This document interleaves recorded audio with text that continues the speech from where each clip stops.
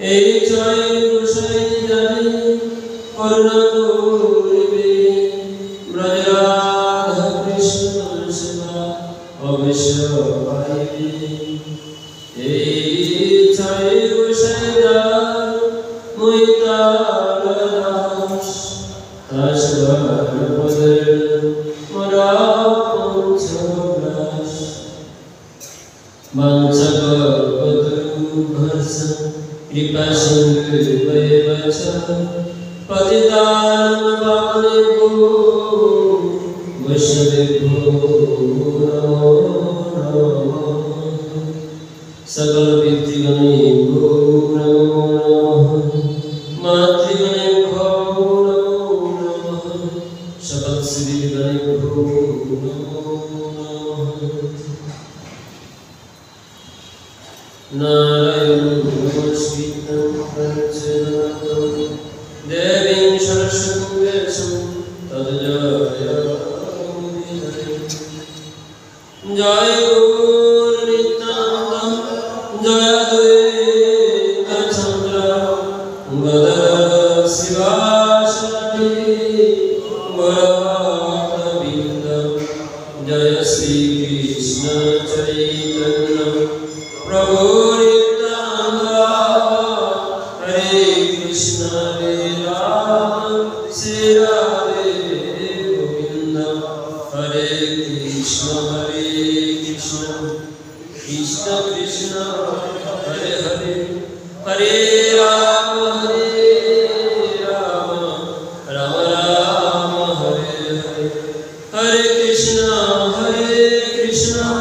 কৃষ্ণ কৃষ্ণ হরে হরে, হরে রাম রাম রাম হরে হরে। হরে কৃষ্ণ কৃষ্ণ কৃষ্ণ হরে হরে, হরে রাম রাম রাম হরে রাম। হরে নামৈব কেবলম কলো নাস্তিব চিরন্নথ। কলিকালে নামতে কৃষ্ণ অবতার। হরির নাম নিলে হয় সর্বজীবের নিস্তার। শতভাগ সুবর্ণ কোটি কন্যা তথাপি না হরে কৃষ্ণ নামে বিষ্ণু। যেই নাম শ্রী কৃষ্ণ বলে নিষ্ঠুরি নামের সহিত রচনা শ্রী হরি। জয়তম শ্রুত পঙ্গুরমন্ত্রমতির্গতি মদ সরস পদম ভূয়ো দীপবাদ বৃন্দরণ কল্পদ্রুবা শ্রীমদ্রত্নদর্শনে সমস্ত শ্রীমদ্রাধ শিরোবিন্দদেব কৃষ্ণে কৃষ্ণ স্মরামি। পঞ্চতত্ত্বাত্মকং কৃষ্ণ ভক্তরূপস্বরূপং ভক্তাবতারং ভক্তাখ্যং নমামি ভক্তাশ্রয়ং।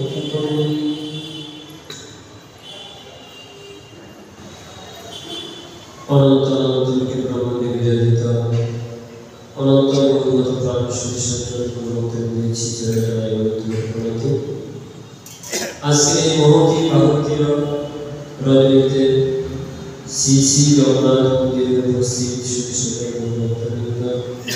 আপনাদের সকলের শ্রী জয়নারায়ণী পরম দয়াল প্রতিপাবন সিন্ধুদেবের অশেষ কৃপা কটাক্ষ ধন্য হয়ে আজকের এই মহতী ভারতীয় সন্ধ্যায় সাধু বৈষ্ণবজনের চরণধুলি কৃপায় জগন্নাথ বলদেব সুভদ্রা মহারানীর বিশেষ কৃপা কটাক্ষ হয়ে যদি শ্রী শ্রী রাধা মাধব অনুগ্রহ করে কৃপা করে প্রসাদ করিয়া যদি কিছু বলায় তথাপি মই অধম চেষ্টা করিব।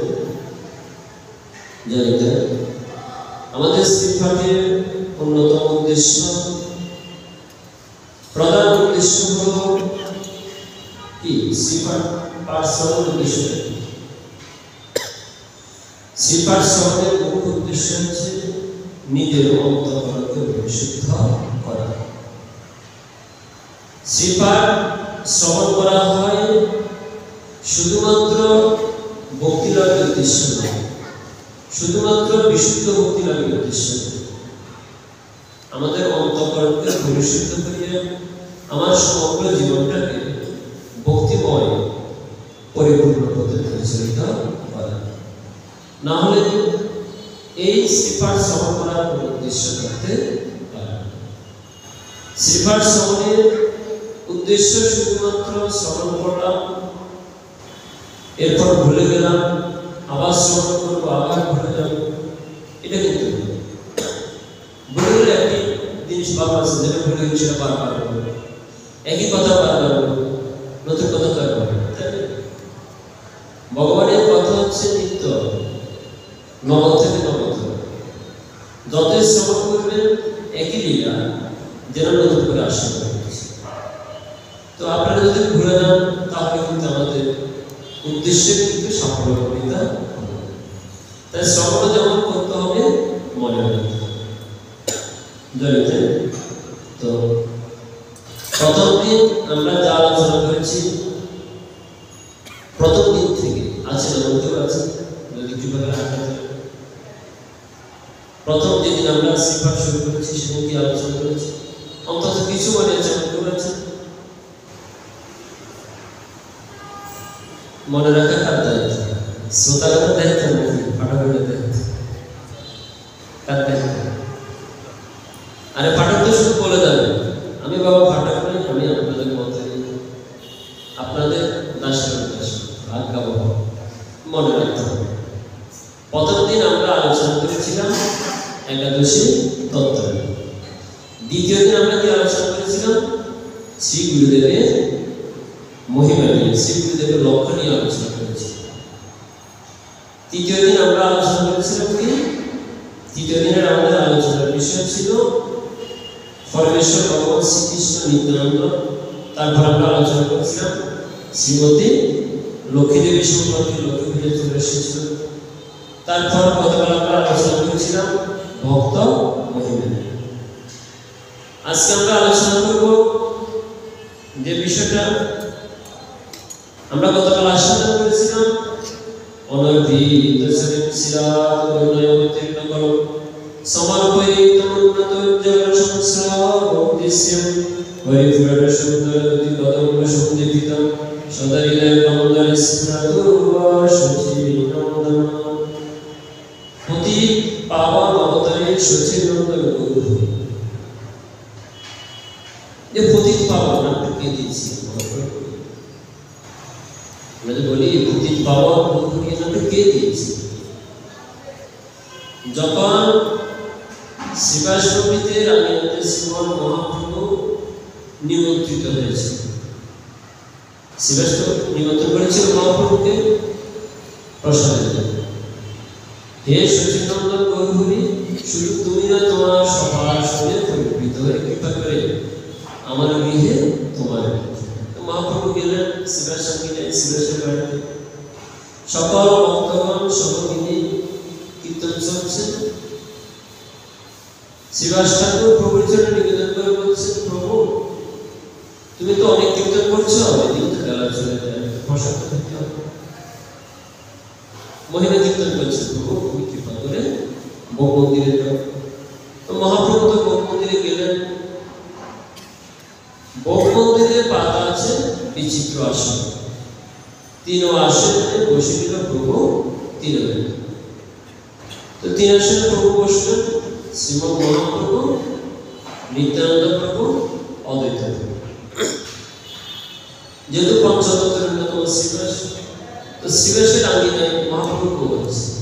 শিবাস ভোজনে বসলেন, তাই শিবাস বসলেন না। এমনিতে ভোগের ক্ষেত্রে নিয়ম হচ্ছে মহাপ্রভু, নিত্যানন্দ প্রভু এবং অদ্বৈত প্রভু, তিন প্রভুই শিবাস আঙ্গিনায় বসলেন প্রসাদ পাওয়ার জন্য। তাহলে গদাধর আর শিবাস কোথায় ছিলেন? গদাধর বসলেন মহাপ্রভুর সম্মুখে। গদাধর সম্মুখে কেন বসলেন? কারণ গদাধর তো আমরা পঞ্চতত্ত্বে দেখি, মাঝখানে হলেন মহাপ্রভু, একদম পঞ্চতত্ত্বের মাঝখানে হলেন মহাপ্রভু, তার বামে নিত্যানন্দ, ডানে নিত্যানন্দ প্রভু, তার ডানে হলো অদ্বৈত প্রভু। এদিকে বামে হলো গদাধর, তার বামে হলো শিবেশ্বর। কিন্তু পঞ্চতত্ত্ব যখন মহাপ্রভু ভোগ হয় তখন সেখানে আমরা দেখাই বামেতে অদ্বৈত প্রভু দক্ষিণে বামেতে অদ্বৈত, কিন্তু পঞ্চতত্ত্বের চিত্রপটে অদ্বৈত প্রভু কোথায়? মহাপ্রভু ডানে। এই যে প্রভুর ভোগ হয়, ভোগের বিষয়টা কিন্তু আমরা অনেকে নাও জানা থাকতে পারি, এটা আলোচ্য বিষয়। কীর্তন তো আমরা কীর্তন করি, সেখানে হয়তো জানার সুযোগ থাকে, আলোচনায় জিনিসটা আমাদের ক্লিয়ার হয়। যে কোনো অনুষ্ঠানে দেখবেন হয়তো 2 ভোগ হয়, না হয় 4 ভোগ দেওয়া হয়, বিশেষত 4 ভোগই উত্তম।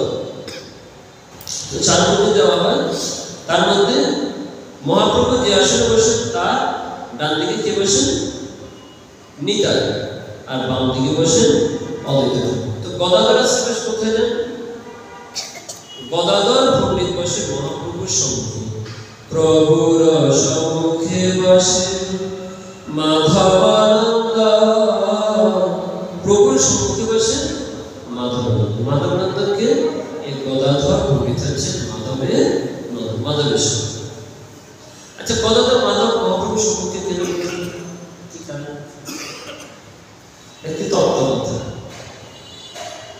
তত্ত্বকথা কি? তত্ত্বকথা যেটা আমরা আলোচনা করেছিলাম, ভগবান শ্রীকৃষ্ণের সেবা সবচেয়ে কে ভালো জানে?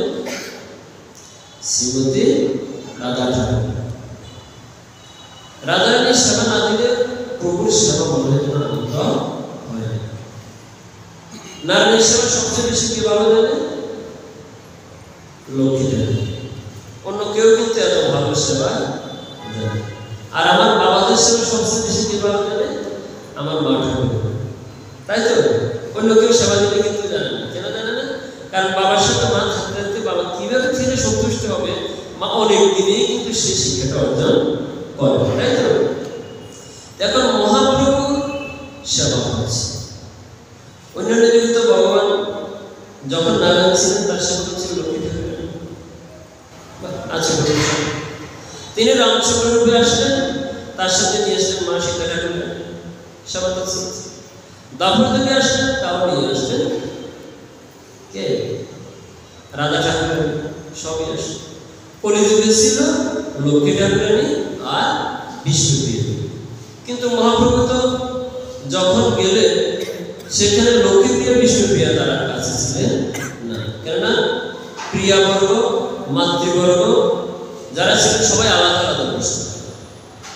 ষষ্ঠীর প্রোগ্রাম আপনারা যারা দর্শন করেছেন দেখবেন, মহাপ্রভু তিনি নিত্যানন্দ প্রভু, অদ্বৈত প্রভু, গদাধরকে নিয়ে একভাবে বসতেন।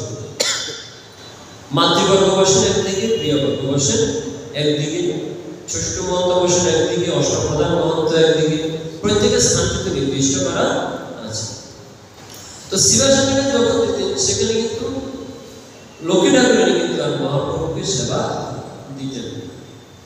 সেখানে সেবাটা পরিবেশন করতেন কে? মা মালিনী। যেহেতু মা মালিনী তিনি নিজের অবদান করেছেন, নিজের অবদানের প্রভুকে সেবা করেন। এখন সেখানে মাধবানন্দ গদাধর ঠাকুর যেন মহাপ্রভুর সম্মুখে থাকতেন। কারণটা হলো এই, মনীষীও বলছেন, মনীষী মানে অর্থাৎ আমাদের মহাযজ্ঞ। মহাযজ্ঞ হলেন আমাদের মনীষী। মহাযজ্ঞ বলছেন যে এই গদাধর পণ্ডিত মহাপ্রভুর সম্মুখে এই জন্য বসতেন, কেননা গদাধর হচ্ছে প্রেমের কাণ্ডারি। ও গদাধর প্রেমের কাণ্ডারি, গদাধর প্রেমের কাণ্ডারি। কোন প্রেমের কাণ্ডারি? শ্রীমতী রাধারানীর প্রেমের কাণ্ডারি হচ্ছে গদাধর।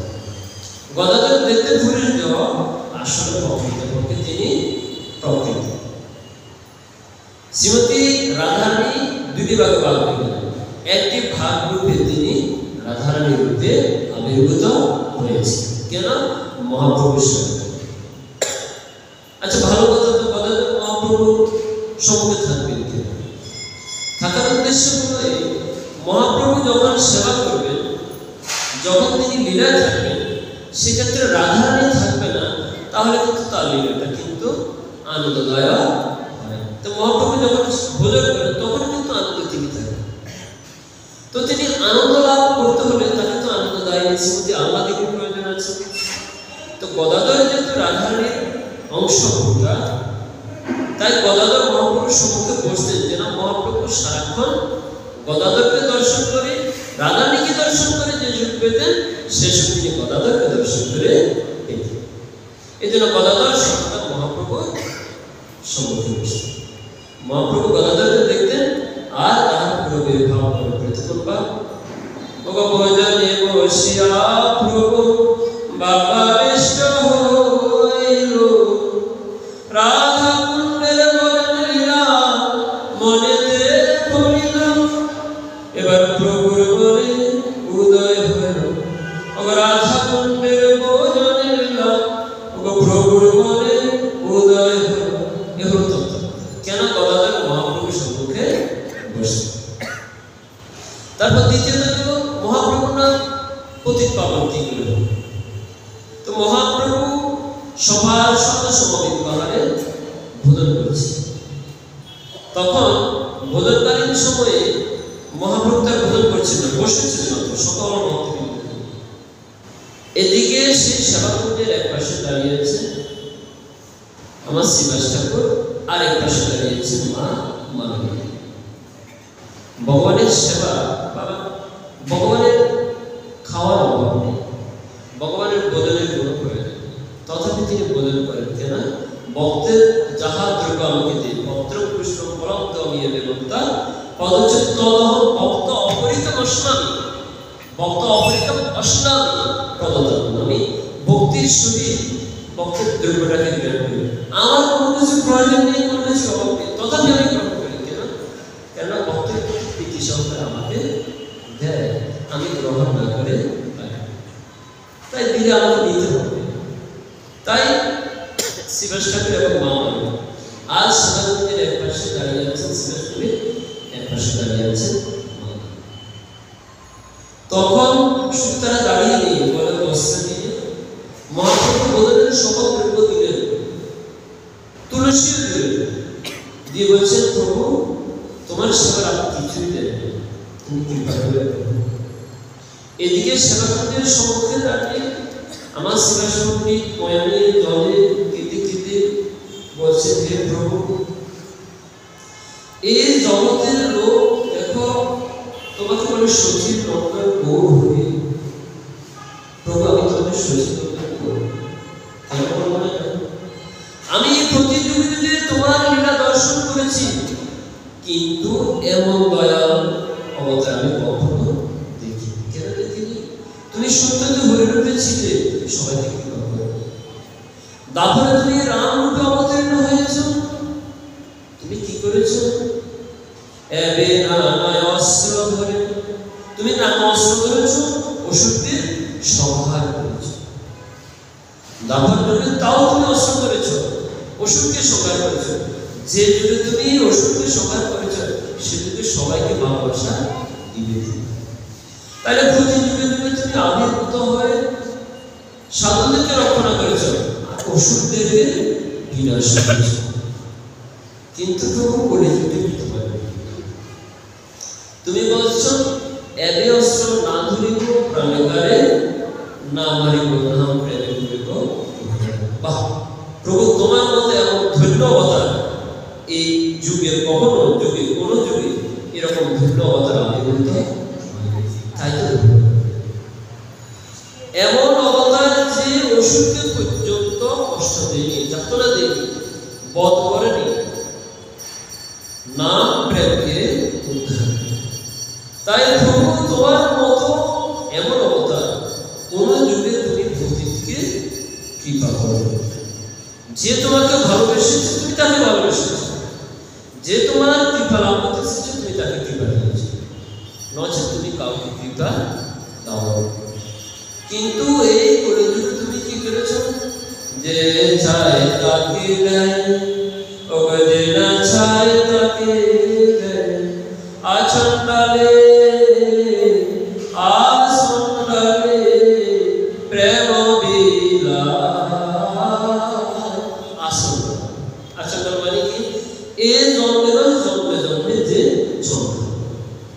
জন্মে নয় জন্মে জন্মে সে আসলদানকে পর্যন্ত তুমি প্রেম বিতরণ করেছো। আর প্রভু আমি তো সে আসলদান হওয়ার আমার সে আসলদান হওয়ার তথাপি তুমি কি করেছো জানো? এই যুগে পতিতের অভাব নেই। দেখো প্রভু আমি পতিত হতে পারলাম, তুমি তো পতিতকে পর্যন্ত কৃপা করেছো। আমার পতিত হলো না গো অবশ্যই নন্দন, আমার পতিত আর হলো না গো আমার মানব বিফলে গেল। এসেছিল নন্দন আমার মানব বিফলে গেল। আচরণকে কৃপা করেছে, পতিতকে কৃপা করেছে। তাই এই যুগের মানুষ তোমাকে সচিব নন্দ বলে, আজ আমি তোমাকে সচিব নন্দন বলবো না। তাই যেহেতু তুমি এই যুগে এসে পতিতকে কৃপা করেছ, তাই তোমাকে আমি বলবো হে পতিত পাবন গৌর হরি, জয় পতিত পাবন গৌর হরি কি জয়, পতিত পাবন গৌর হরি কি জয়। তাই শিবাষ্টমীর শুধু মহাপ্রভু নাম দিলেন পতিত পাবন গৌর হরি। এর আগে মহাপ্রভুকে পতিত পাবন বলে মহাপ্রভুর এক একটা নাম এক এক ভক্ত এক একভাবে বলেছে। পতিত পাবন বলছে তুমি তো পতিতকে কৃপা করেছো, আমি তো পতিত নই, তাই আমাকে কৃপা করো, তাহলে তোমার পতিত পাবন নাম সার্থক। এভাবে মহাপ্রভু কৃপা করছে। তো সেই চৈতন্য মহাপ্রভু তিনি কেন পঞ্চতত্ত্ব রূপ ধারণ করে এই কলিযুগে আবির্ভূত হলেন? আজকে আমাদের আলোচনার বিষয় হচ্ছে তিনি পঞ্চতত্ত্ব রূপ ধারণ করে কেন কলিযুগে আবির্ভূত হলেন? অন্যান্য যুগে তো তিনি এত রূপ ধারণ করেননি। কলিযুগে তাহার পঞ্চতত্ত্ব রূপ ধারণ করার উদ্দেশ্য কি? শ্রী শ্রী চৈতন্য চরিতামৃতের আদিকায় সপ্তম পরিচ্ছদে এই তত্ত্বটি বর্ণনা করা হয়েছে। মহাপ্রভু কেন পঞ্চতত্ত্ব রূপে আবির্ভূত? তাহলে আমরা প্রথমে জানবো এই পঞ্চতত্ত্বের মধ্যে কি কি আছে। পঞ্চতত্ত্বাত্মক কৃষ্ণ ভক্তরূপ স্বরূপক ভক্ত অবতারণ ভক্তার্থ নমামি ভক্ত শক্তি। ভগবান কি কি রূপে আবির্ভূত হয়েছে? পঞ্চতত্ত্বাত্মক। এই পঞ্চতত্ত্বের মধ্যে আছে পঞ্চতত্ত্বাত্মক ভক্ত ভক্তরূপ স্বরূপ। পঞ্চতত্ত্বাত্মক কৃষ্ণ। পঞ্চতত্ত্বের মধ্যে এক হচ্ছে কৃষ্ণ। কৃষ্ণ হচ্ছে শ্রীকৃষ্ণ চৈতন্য মহাপ্রভু। ভালোভাবে মনোযোগ দিয়ে শ্রবণ করুন, এটা অত্যন্ত বড় একটি তত্ত্ব। মহাপ্রভু পঞ্চতত্ত্বের আবির্ভূত হলেন। আমরা অনেক আলোচনা করেছি, মহাপ্রভু লীলা আলোচনা করেছি, নিত্যানন্দ প্রভুকে নিয়ে আলোচনা করেছি, কিন্তু তিনি পঞ্চতত্ত্বের কেন আবির্ভূত হলেন? তিনি একা আসতে অথবা নিত্যানন্দকে নিয়ে আসতে হতেন। এত পঞ্চতত্ত্ব বলছি। যেমন এই জগন্নাথ মন্দিরে আমরা পঞ্চতত্ত্ব বিগ্রহ স্থাপন করার কথা বলছিলাম, ঠিক আছে? পঞ্চতত্ত্ব বলছি। কেন এই পঞ্চতত্ত্বের এত মহিমা কীর্তন করছি? কেন এই পঞ্চতত্ত্বের প্রয়োজন? পঞ্চতত্ত্ব ছাড়া কেন হবে না? কি প্রয়োজন? এত প্রয়োজন কেন? সমগ্র সংসারে নবদ্বীপ বলুন, বৃন্দাবন বলুন, যেখানেই যান না কেন সে পরিধানে বলুন, যেখানে সাক্ষাৎ জগন্নাথের আমাদের 4টি ধামের মধ্যে একটি ধাম। এই পৃথিবী ধ্বংস হয়ে গেল, এই জগন্নাথ ধাম কখনো ধ্বংস হবে না। এই জগন্নাথ ধাম 4 ধামের মধ্যে অন্যতম একটি। এই জগন্নাথ ধাম থাকবে। তাহলে সেই জগন্নাথ ধামই কেন পঞ্চতত্ত্বের এত প্রয়োজন? মহাপ্রভুর কেন এত প্রয়োজন? মহাপ্রভু তো সেই পুরীতে না গেলেও পারতেন, তিনি নবদ্বীপে থেকে গেলে পারতেন, তিনি বৃন্দাবনে চলে গেলেও পারতেন, তিনি বাংলাদেশে এসে থাকলেও পারতেন। কেন তিনি সে পুরীতে ছিলেন? পুরীতে থাকার উদ্দেশ্য কি ছিল? সে কারণটাই নাকি এটা অত্যন্ত জানার বিষয়। তো আজকে আমরা আলোচনা করব পঞ্চতত্ত্ব মহাপ্রভু কেন রূপে আবির্ভূত। তো শাস্ত্র বলছে পঞ্চতত্ত্ব অবতীর্ণ শ্রী চৈতন্যের সঙ্গে পঞ্চতত্ত্ব মিলি করে সংকীর্তন রঙ্গি। এটা পুরো তত্ত্ব। পঞ্চতত্ত্ব সংকীর্তন মিলি সংকীর্তন রঙ্গে সংকীর্তন। মহাপ্রভু পঞ্চতত্ত্বের আবির্ভূত হলে বলছেন, আমি কলিতে যাব সাঙ্গ উপাঙ্গ বাস্তব। আমি সাঙ্গ পাঙ্গ সবাইকে নিয়ে যাব। তো অন্যান্য যুগে যাদেরকে নিয়ে এসেছি তারা তো সবাই যুদ্ধ করতে, কিন্তু কলিযুগে যোদ্ধাবাদ নিয়ে গেলে একটু সৌম্য অবরতি, প্রেমের অবরতি নিয়ে যেতে হবে। কেউ কোনো অস্ত্র নিয়ে যাবো না, সবাই খালি হাতে যাবে। কিন্তু যেটা নিয়ে যাব সেটা অস্ত্রের সাইতেও কোটি গুণের শক্তি দান করে, কেন স্বভক্তি সিও উন্নত উজ্জ্বল স্বভক্তি সিও। আমি এমন অস্ত্র নেব যে অস্ত্র কি করবে, অসুর থেকে আরম্ভ করে যত পাপি আছে সকলের হৃদয়কে মার্জন করে দেবে, সকলের হৃদয়কে পরিষ্কার করে দেবে। তো মহাপ্রভু এই উদ্দেশ্যে নিয়ে আসবেন পঞ্চতত্ত্ব। তিনি শ্রীকৃষ্ণ চৈতন্য রূপে। তারপর ভাবলেন, আমি যদি কৃষ্ণ রূপে যাই তো আমার শক্তির প্রকাশ লাগবে, তাই তাহার শক্তির প্রকাশ হলো নিত্যানন্দ প্রভু। আমি যে যাবো, আমার শক্তির প্রকাশ তো লাগবে। লোকসভাকে আমি কি করব, আমার পথে টেনে, তো আমার কাছে কে টেনে যাবে? আমি যে আকর্ষণ করবো সবাইকে, আকর্ষণ যে করবে সবাই তো আমার কাছে আসতে হবে, তো আমার কাছে কে নিয়ে আসবে? তাই তিনি প্রকাশ করেন নিত্যানন্দ। শোনো শোনো নিত্যানন্দ, ওগো শোনো হরে দাস, সর্বত্র আমার করহ প্রকাশ। শোনো শোনো নিত্যানন্দ, শোনো হরে দাস, সর্বত্র আমার আজ্ঞা করহ প্রকাশ। আমি যে উন্নত উজ্জ্বল রসে গেছি, তো আমি তো যাবো, কিন্তু আমি তার প্রচার কত করতে পারবো না। প্রচার করার জন্য ভালো লোক লাগবে, যে ভালো প্রচার করতে পারে নাকি। একজন কোম্পানি মার্কেটিংয়ে যে ভালো সেলসম্যান যাবে, তারা তো ভালো পাবে, কারণ এই সেলসের উপরে কোম্পানির উন্নতি নির্ভর করে, তাই না? যদি সেলস ভালো না, কোম্পানি খুব ভালো প্রোডাক্ট উৎপাদন করেছে, সেলসম্যান যদি সেটা বিক্রেতার কাছে উপস্থাপন করতে না পারে, তাহলে যত ভালো পণ্য হোক সেটা কিন্তু কেউ গ্রহণ করবে না। তাই পণ্যটার ভালো দিকটা তুলে ধরতে হবে। এখানে ভালো দিক কে তুলে ধরবে, কাকে দিয়ে আমি তুলে ধরবো? মহাপ্রভু ভাবেন না, এই কাজটা নিতে ছাড়া কাউকে দিয়ে সম্ভব নয়, কেননা আমি যতটুকু করুন আমার থেকে বেশি করুন হচ্ছে নিতে।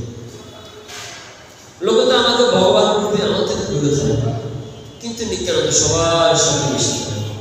নিত্যানন্দ এমন অবতার, তার কোনো জাতি বুদ্ধি জ্ঞান নেই।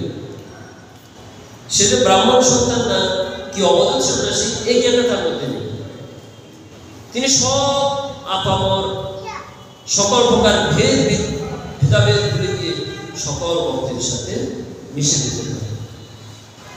তাই ধনমুর নিত্যানন্দ ক্ষতিমুর গৌরচন্দ্র প্রাণমুর শিশু। তাই দল হচ্ছে আমাদের নিত্যানন্দ। বলছেন না, নিত্যানন্দকে না নিয়ে গেলে আমি যে নাম নিয়ে যাচ্ছি বাজারে বিকেল, ওরে তোরা কে কে নিবি রে, আমি বিনামূল্যে বিকাইব, কে কে নিবি রে। মহাপ্রভু প্রচার করছেন, কিন্তু কেউ আসছে, কেউ নিচ্ছে না। কেন? ভালো সেলসম্যানের দরকার, ভালো বিক্রেতার দরকার। আমি যেভাবে বলছি হচ্ছে না, মানুষ নিচ্ছে না, তাহলে নিতে হলে কি লাগবে? ভালো প্রচার করতে হবে। ভালো প্রচার কি করতে পারে? আমার নিতে ইচ্ছে। তাই যে নিত্যানন্দ প্রভুকে নিয়ে আসবে। বলছে না, তুমি আগের যুগে যেমন হলধর ছিলে, হ্যাঁ, ত্রেতা যুগে যেমন ধনুর্ধারী ছিলে, এমন হলার ধনু নিয়ে গেলে কেউ তোমার কাছে বয়ে আসবে। তাহলে কি করতে হবে? সব ফেলে দাও, এ হলা মুসল সব ছেড়ে দাও, হল ছেড়ে দাও, তোমার ধনু ছেড়ে দাও, এগুলো বাদ দাও। তো কি করতে হবে? বলছে তুমি একেবারে মধুর অনুভূতি নিয়ে নেবে।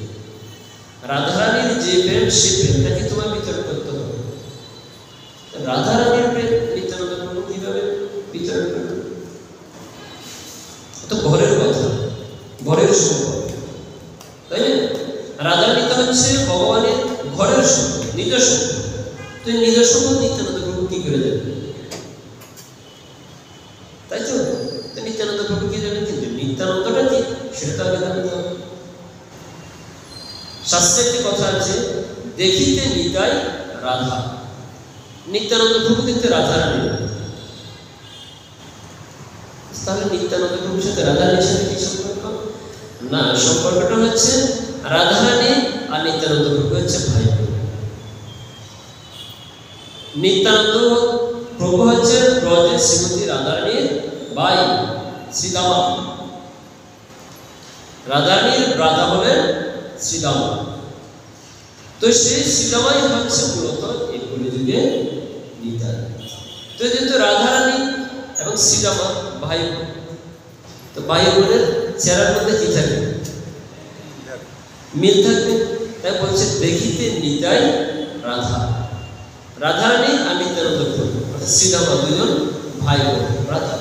এই যে শ্রীদামা দাঁড়িয়ে ছিলেন, রাধারানী গেলেন, শ্রীকৃষ্ণ বিরোধাকে নিয়ে লীলা করেছেন, সেই লীলা তো আমরা জানি। হ্যাঁ, তো দেখিতে নিতাই রাধা। রাধারানী তো হচ্ছে নিত্যানন্দ প্রভু হচ্ছে রাধারানীর ভাই। তো ভাই বোন যেহেতু ঘরের কথা তো ভালোই জানবে রাধারানীর প্রেমটা কেমন, অন্য কেউ তো আর ভালো জানবে এই প্রেমটা কেমন। শ্রীমতী রাধারানী যে আমাকে ভালোবাসে, কেমন ভালোবাসে, এটা তো তার ভাই ছাড়া ভালো কেউ, ঘরের লোক না হলে তো ঘরের কথা কেউ জানবে না। তাই সে নিত্যানন্দ প্রভু খুব ভালো জানেন রাধারানীর প্রেমটা কেমন, অন্য কেউ কিন্তু এত ভালোভাবে। অদ্বৈত ঠাকুর তো হয়তো গঙ্গার জল তুলসীকে প্রভুকে এনেছে, অদ্বৈত ঠাকুর এত ভালো জানেন না রাধারানীর প্রেমটা কত গুরু, যতটুকু নিত্যানন্দ প্রভু ভালো জানেন। তাই বলছেন নিত্যানন্দ প্রভু ছাড়া এই জগতে এই প্রেম কেউ কথা করতে পারে না, কেননা এটা অত্যন্ত উন্নত উজ্জ্বল রস। তো যদি উন্নত উজ্জ্বল রস, এই রসটা তো অত্যন্ত সুপাত্রে দেওয়া উচিত, সুপাত্রে দেওয়া উচিত। উন্নত উজ্জ্বল রস ভালো জিনিস, মূল্যবান জিনিস, যেখানে সেখানে তো রাখা যাবে না। নিত্যানন্দ প্রভুকে দিলেন, বলছেন তোমাকে দিয়ে দিলাম, উন্নত উজ্জ্বল রস দিলাম, কিন্তু তুমি বিতরণ করো। এখন নিত্যানন্দ প্রভু বলছে আচ্ছা বিতরণ তো করবো, কিন্তু আমি দেখে দেখে বিতরণ করবো, চেহারা দেখে বিতরণ করবো। তুমি যদি আমার অস্ত্রটা কেড়ে নিয়েছ, আমি কিন্তু এই দুর্গার দেখে দেখে বিতরণ করবো বলছে। তাই নিত্যানন্দ প্রভু বলছেন আমি কিভাবে বিতরণ করবো? যে ছায় তাকে দেয়, যে না ছায় যে ছাড়বে আমি তাকে দেব। কেন? মহাপ্রভু তো বলেনি তুমি কাকে কাকে দিবি। নিত্যানন্দ প্রভু বলছে আমি সবাইকে। নদিয়া গোকুলে নিত্যানন্দ মহাজন পাঠিয়েছে নামভট্ট জীবের গান। প্রভু তোমার এই নাম আমি বিতরণ করব। কিভাবে বিতরণ করব? বলছে তোর হাতে ধরে পায়ে ধরে বলা একবার মহাপ্রভু সারে নিতে তোকে আমি বলেছি কৃষ্ণ নাম বিতরণ করার জন্য, আর তুই বলছিস আমার বলছি তোকে কৃষ্ণ নাম প্রচার কর। মহাপ্রভু বলছেন ভজ শ্রী কৃষ্ণ কহ শ্রী কৃষ্ণ লহ শ্রী কৃষ্ণের নামে, যে জন শ্রী কৃষ্ণ ভজে সে হয় আমার প্রাণে। সবাই ভজ শ্রী কৃষ্ণ কহ শ্রী কৃষ্ণ লহ শ্রী কৃষ্ণের নামে, যে জন শ্রী কৃষ্ণ ভজে সে হয় আমার প্রাণে। ভজ শ্রী কৃষ্ণ কহ শ্রী কৃষ্ণ লহ শ্রী কৃষ্ণের নামে। মহাপ্রভু গাইছেন, সকল ভক্তগণ গাইছেন।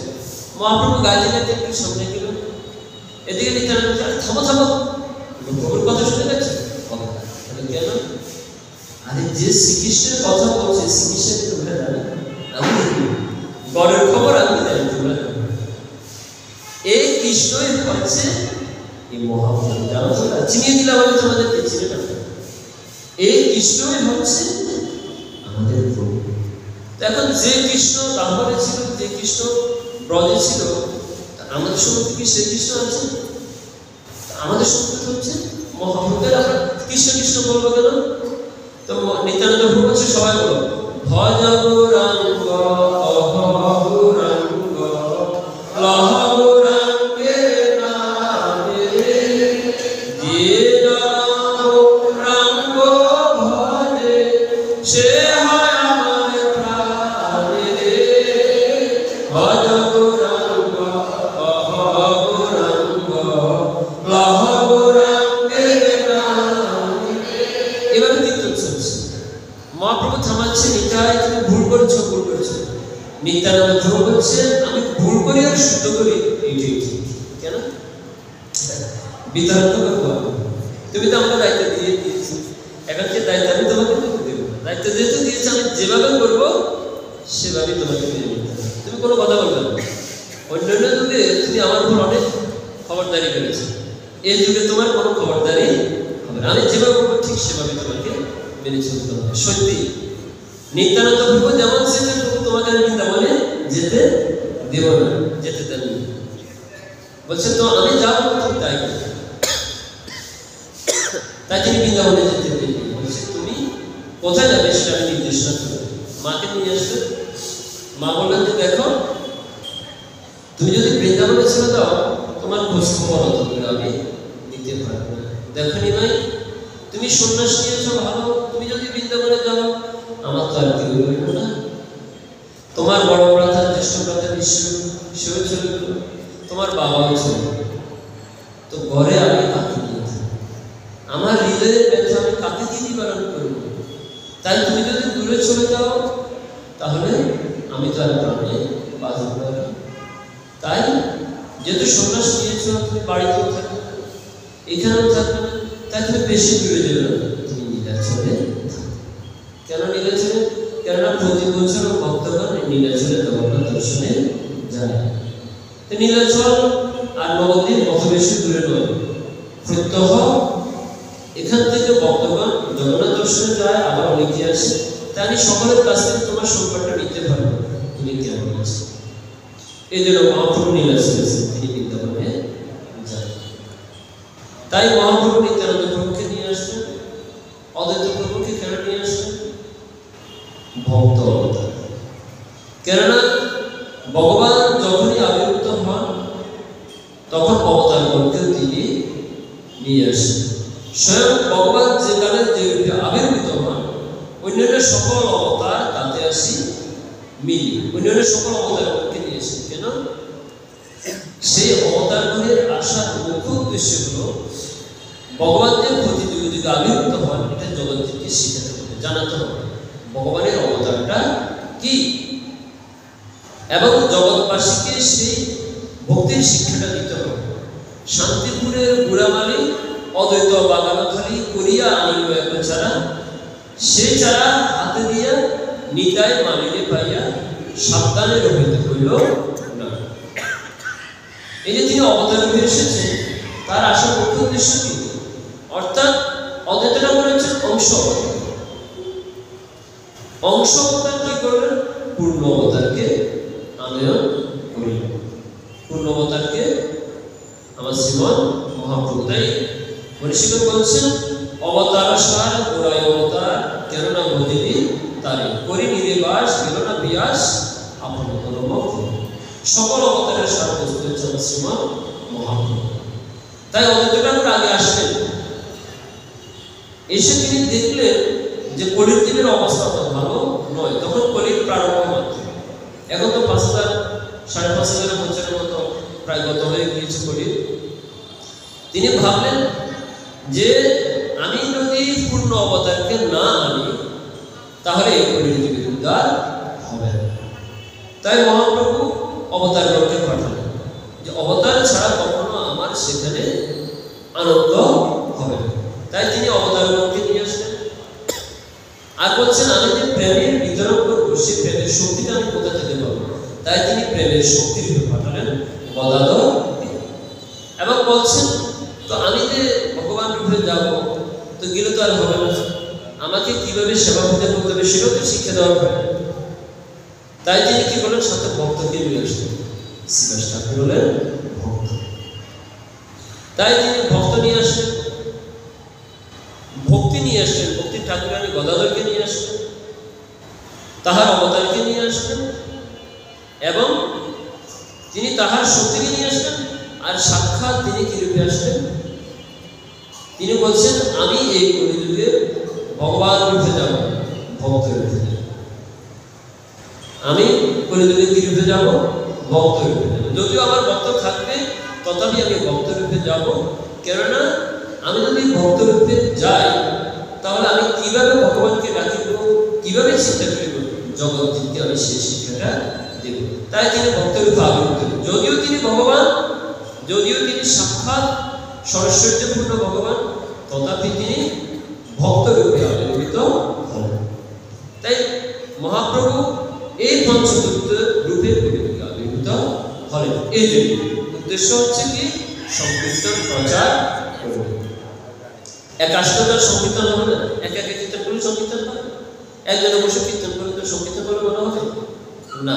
এখানে কেউ মৃদঙ্গ বাজাবে, কেউ করতাল বাজাবে, কেউ কাশি বাজাবে, কেউ বাঁশি বাজাবে, কেউ গাইবে, কেউ নৃত্য করবে,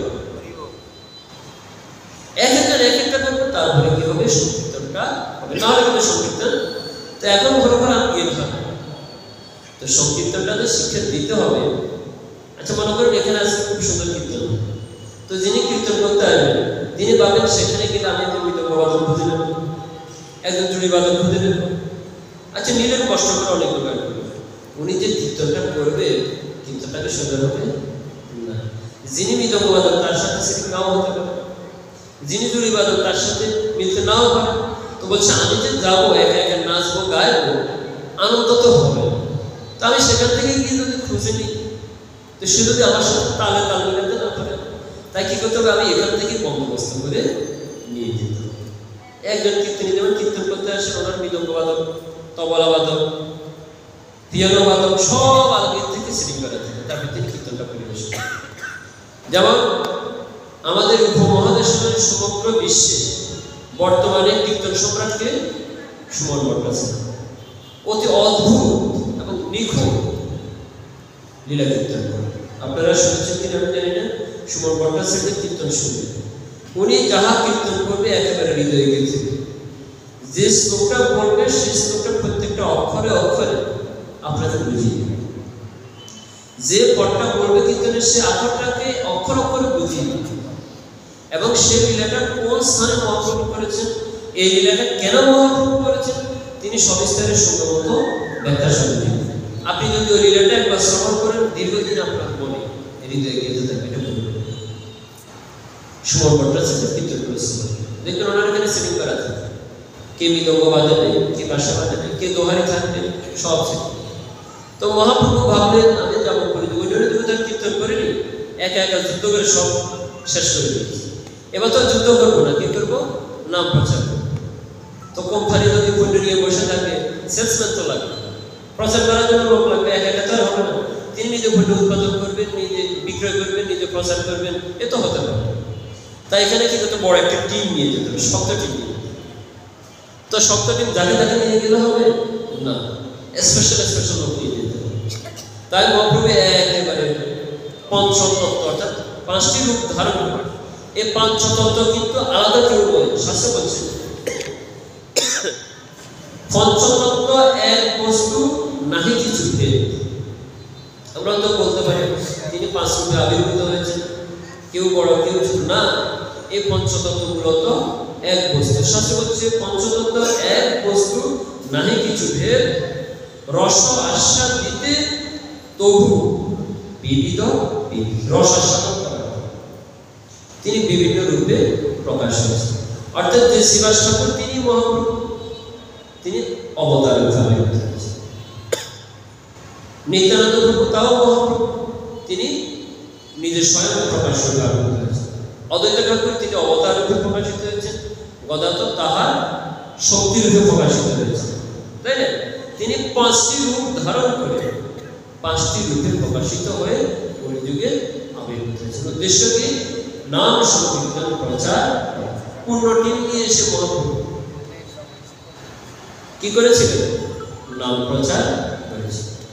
শুধু বক্তবৃন্দ, শ্রীমন মহাপ্রভু যে এই 5টি রূপ নিয়ে কলিযুগে আবির্ভূত হয়েছেন, এখন বলতে কি জন্য আবির্ভূত হয়েছেন?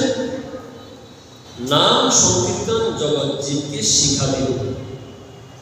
কেননা আপনি আচরিত ধর্ম শিখানো যায়, আপনি আচরিত ধর্ম শিখানো যায়, আপনি না আচরিত শিখানো না যায়। তাই তিনি নিজে আচরণ করবেন বলছেন, আমি বসে বসে নির্দেশ দেবেন, এবার কিন্তু ভগবান সেজে যাবো, এবার কিন্তু ভক্ত সেজে যাবো, কীর্তন করবো, সবাইকে শিখাবো, সবাইকে দিয়ে পড়াবো।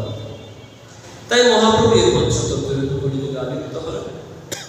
তো সেই শ্রীমৎ মহাপ্রভু পঞ্চতত্ত্ব ভগবান কি, মহাপ্রভু পঞ্চতত্ত্বের আবির্ভূত হলেন। এই কথাটি, এই পঞ্চতত্ত্ব তিনি যে আবির্ভূত হলেন, এই কথাটি সর্বপ্রথম কি রচনা করেছে? কিন্তু আমরা বলি পঞ্চতত্ত্বাত্মকং কৃষ্ণ ভক্তরূপসর্বকং ভক্তয়বতারং ভক্তাখ্যং নমামি ভক্তরশক্তি।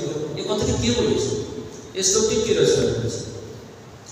এই শ্লোকটি রচনা করেছিলেন আমাদের সর্বস্বদেব অন্যতম শ্রীল রূপ গোস্বামী।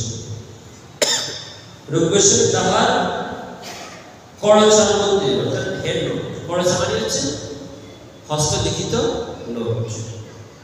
মানে যেমন মনে করেন আমি এই যে একটা ডায়েরি নিয়ে এসেছি, অনেক গ্রন্থ থেকে তথ্য সংগ্রহ করে এই ডায়েরিটি নিজে নিজে লিখে নিয়েছি, অর্থাৎ এটা আমার করচা। তো আমি তো এটা নকল করেছি, অর্থাৎ ওয়েবসাইট থেকে নিয়েছি, সংগ্রহ করেছি। কিন্তু রূপ গোস্বামী কিন্তু কোনো কিছু নকল করেননি, অন্য কোথাও থেকে লিখে নেন। তিনি এমন বিদগ্ধ পণ্ডিত, মহাপ্রভুর এমন কৃপা তিনি লাভ করেছিলেন, তিনি সাক্ষাৎ মহাপ্রভুর সমসাময়িক কালে ছিলেন। তিনি মহাপ্রভুর লীলাগুলোকে নিজে দর্শন করতেন, আর সেগুলোকে তিনি বসে বসে শ্লোক আকারে রচনা করেছেন। তিনি ললিত মাধব নাটক, বিদগ্ধ মাধব নাটক, উজ্জ্বল নীলমণি গ্রন্থ, শ্রীমতী রাধারানীর ভাব নিয়ে রচিত উজ্জ্বল নীলমণি গ্রন্থ, এরকম অনেক গ্রন্থ তিনি রচনা করেছেন। তো তার মধ্যে তাহার নিজের হস্তলিখিত একটি করচা, মানে নোট বই যাকে আমরা বলি, ডায়েরি, দৈনন্দিন ডায়েরি, সেটি হচ্ছে শ্রী গোস্বামীর করচা। মহাপ্রভুর সমসাময়িককালে এরকম অনেকেই করচা লিখেছেন, যেমন মুরারি। মহাপ্রভুর সাথে থাকতেন যে মুরারি গুপ্ত, সে মুরারি গুপ্ত করচা লিখেছিলেন, হ্যান্ড নোট লিখেছেন। মুরারি গুপ্ত তো মহাপ্রভুর একেবারে একনিষ্ঠ ভক্ত ছিলেন। যদিও তিনি ত্রেতাযুগে হনুমান ছিলেন, কিন্তু কলিযুগে তিনি মুরারি গুপ্ত রূপে জন্মগ্রহণ করেছেন। তথাপি তিনি রামের ভক্ত ছিলেন, কিন্তু কলিযুগে এসে তিনি মহাপ্রভুকে সর্বদা স্মরণ করেছিলেন। সেটা আরেকটা রেটে। এখন আমরা যেটা আশীর্বাদ করছিলাম যে অদ্বিতীয় নন্দাত্মজ রসিক শেখর রাসাদি বিলাসী ব্রজ ললনা নাহি। মহাপ্রভু এই পঞ্চতত্ত্ব নিয়ে আবির্ভূত হয়েছে সংকীর্তন প্রচার করার জন্য। এটা হচ্ছে মহাপ্রভু গৌর। একটা হচ্ছে মুখ আর একটা হচ্ছে গৌর, বুঝতে হবে। মহাপ্রভু এই সংকীর্তন প্রচার করবেন, নাম প্রচার করবেন, এটা হচ্ছে গৌর। মুখ্য তত্ত্বটা, মুখ্য তত্ত্বটা নিয়ে মহাপ্রভু আসলে দুটি উদ্দেশ্য, একটা হলো মুখ্য উদ্দেশ্য, একটা হলো গৌর উদ্দেশ্য। যেমন গীতে আমরা দেখি ইয়দা ইয়দা হি ধর্মেশ্বর বাড়ির ভগবতী বালা অভ্যুত্থান ধর্মেশ্বর আত্মনম শ্রীদেবী মহাপরিত্রাণায় সাথে বিনাশায় চতুষ্কৃতম ধর্ম সংস্থাপনার্থায় শুভবাদী যুগে যুগে। তিনি যুগে যুগে আবির্ভূত হন কেন? দুষ্টের দমন, সৃষ্টির পালন, ধর্মটাকে সংরক্ষণ, এই দুটি কলম। এটা হচ্ছে একটি যুগে যুগে অবতীর্ণ হয়ে গেল। কিন্তু এই কলিযুগে মহাপ্রভু আবির্ভূত হয়েছে, তার মধ্যে একটা হচ্ছে অন্তরঙ্গ কারণ, একটা হচ্ছে বহিরঙ্গ। বহিরঙ্গ কারণটা কি? তিনি সমগ্র জীবকে উদ্ধার করবেন। অন্তরঙ্গ কারণটা জীবকে উদ্ধার করবেন, এটা হলো জীবের স্বার্থ। কিন্তু যে মহাপ্রভু শুধুমাত্র জীবের স্বার্থে আবির্ভূত হলেন তা কিন্তু নয়, এখানে মহাপ্রভু নিজের স্বার্থও আছে। বুঝতে পেরেছেন? আমরা তো সবাইকে বলি স্বার্থপর স্বার্থপর, ভগবান নিজের স্বার্থ কিন্তু পৃথিবীতে আছে। কলিযুগে মহাপ্রভু শুধু আমাদের জীবের জন্য এসেছে এমনটা নয়, তিনি নিজের স্বার্থ উদ্ধার করার জন্য এসেছেন। তো কি স্বার্থ? মহাপ্রভুর স্বার্থটা হচ্ছে তিনি শ্রীমতী রাধারানীর যে ভাবটা, কোন ভাব নিয়ে শ্রীমতী রাধারানী আমার সেবা করে, সেই ভাবের তরঙ্গটা কেমন, মানে সে ভাবের ভাবি আমাকে সেবা করে সে ভাবের আনন্দটা কেমন, সে আনন্দটা আস্বাদন করে শ্রীমতী রাধারানী কি সুখ পায়। এই তিনও বাঞ্ছা, এই রাধারানী যে তিনভাবে আমাকে আস্বাদন করে সুখ হয়, এই তিন সুখ আমি রাধারানী সেই তিন সুখ আস্বাদন করতে চাই। তো আমি যদি ভগবান রূপে আবির্ভূত হয় তাহলে সেই সুখ আস্বাদন করতে পারবো না। তো মহাপ্রভু তো হচ্ছেন সর্বশ্রেষ্ঠ জ্ঞানী, তাই তিনি ভাবলেন একসাথে দুই কর্ম। যেমন মনে করুন আপনি বাজারে যাচ্ছেন, আপনার ঘরে চাউল ফুরিয়ে গেছে, চাউল কিনতে যাচ্ছে, উদ্দেশ্য কি? চাউল কিনবো বাজার থেকে, মানে চাউল কিনে গেছে, আপনি চাউল কেনার জন্য যাচ্ছেন, কিন্তু পথে দেখলে একজন ব্যক্তি খুব একদম বাসা ভাঙা মধু বিক্রি করছে, একদম খাঁটি মধু বিক্রি করছে। খাঁটি মধু সবসময় পাওয়া যায়? সবসময় কিন্তু পাওয়া যায়। আপনি যাচ্ছেন বাজারে কি জন্য? চাউল, মধু কিন্তু কিনতে যাচ্ছেন। এখন দেখছেন কি না, এই মধু তো সবসময় পাওয়া যায় না, তাহলে মুখ্য কারণ চাউল কিনা, মধু কিনা। এখন দেখলেন জানে এই মধুটা সবসময় তো পাওয়া যাবে না, যেহেতু যাচ্ছি পথে পেলাম একটু মধুটাও কিনে, একটু মধুও কিনে, তাহলে যাচ্ছে কিন্তু চাউল কিনতে কিনে নিলেন মধু। আচ্ছা, মধু কিনা কি মুখ্য কারণ ছিল? এটা হচ্ছিল আপনার মুখ্য কারণ নয়, এটা হচ্ছে গৌণ কারণ। পথে ভালো লাগলো তাই নিয়ে নিলেন। তো মহাপ্রভু মূলত আসছেন, তিনি রাধারানীর ভাবকান্তি অঙ্গীকার করে তিনি এসেছেন, তিনি রাধা ভাবটাকে অঙ্গীকার করে রাধার প্রেমটাকে তিনি আস্বাদন করবেন। তো আস্বাদন করবেন কোন সময়? বলছে না এই রাধা ভাবটা আমি আস্বাদন করবো কোন সময়? বলছেন একেবারে কলিযুগে যেহেতু যেতেই হবে, রাধা প্রেমটাকে আমি আস্বাদন করবো, এদিকে কলিযুগকেও আমি উদ্ধার করে। তার মুখ্য কারণ কিন্তু তার নিজের জন্য, এদিকে সৌভাগ্য হয়ে গেল আমার, মধু বিক্রেতার মধু বিক্রি হয়ে গেল, আমাদেরও সৌভাগ্য আমরা মহাপ্রভুর সেই করুণাটাকে লাভ করব। তাই এই কলিযুগে এই জন্য ব্রহ্মা আদি দেবতাগণ ঋষিগণ কলিযুগে জন্মগ্রহণ করার জন্য ভগবানের কাছে প্রার্থনা করেছে। সেই ঋষিগণ, ত্রেতাযুগের ঋষিগণ যারা তারপর যুগে ভগবান শ্রীকৃষ্ণের সাথে রাসলীলা ছিলেন, তারা বলছেন হে প্রভু, তোমাকে তো আমরা অল্প সময়ের জন্য পেয়েছি, যদি আমরা কলিযুগে জন্মগ্রহণ করতে পারতাম, তাহলে তো শুধু তোমাকে নয়, আমরা তোমার রাধারানীর সম্পর্কে প্রতি যে প্রেমের করুণা কটাক্ষ, যে রূপ, যে করুণার ভাবধারা, করুণার মূর্তি, তোমার সেই মূর্তিটাকে আমরা দর্শন করতে পারতাম। সেই রূপটাকে দর্শন করে আমাদের জন্মে জন্মান্তরে যে কলুষতা, যে জ্বালা, সে জ্বালাটা দূরীভূত হয়ে যেত। আমরা কি ভুল করেছিলাম? তোমার সাথে আমরা সঙ্গ পেতে চেয়েছিলাম, তোমাকে সুখ দিতে চেয়েছিলাম, কিন্তু আমরা যথাযথভাবে চাইতে পারি। তাই তাদের হৃদয় তো আক্ষেপটা থেকে গিয়েছিল, যদি আমরা কলিযুগে জন্মগ্রহণ করতে পারতাম। তাই ব্রহ্মা আদি সকল ঋষিগণ, দেবাদিদেব শিব পর্যন্ত এই কলিযুগে জন্মগ্রহণ করতে চেয়েছিল, তাই তারা কিন্তু জন্মগ্রহণ করতে পারেনি। তারা অসংখ্য হয়তো আবির্ভূত হয়েছে। যেমন অদ্বৈত ঠাকুর হচ্ছেন সদাশিব, তিনি যে পূর্ণ শিব তাও কিন্তু নন, শিবের একটি অংশ। অদ্বৈত ঠাকুরকে সেটা আমাদেরকে বুঝতে হবে। এই অদ্বৈত ঠাকুরের পিতৃদত্ত নাম হচ্ছে কমলাক্ষ। পিতৃদত্ত নাম কমলাক্ষ মানে কি? কমলত্ব হলো পদ্ম, অক্ষ মানে হচ্ছে চোখ। তো যাহার চোখগুলো দেখতে কমলের মতো, পদ্ম ফুলের পাপড়ির মতো, তাই তার আরেক নাম ছিল কমলাক্ষ।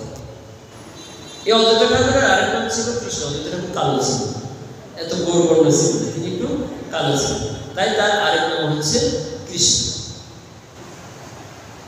এখন এই অদ্বৈত ঠাকুর এবং কৃষ্ণ এর দুয়ের মধ্যে কোনো পার্থক্য নেই।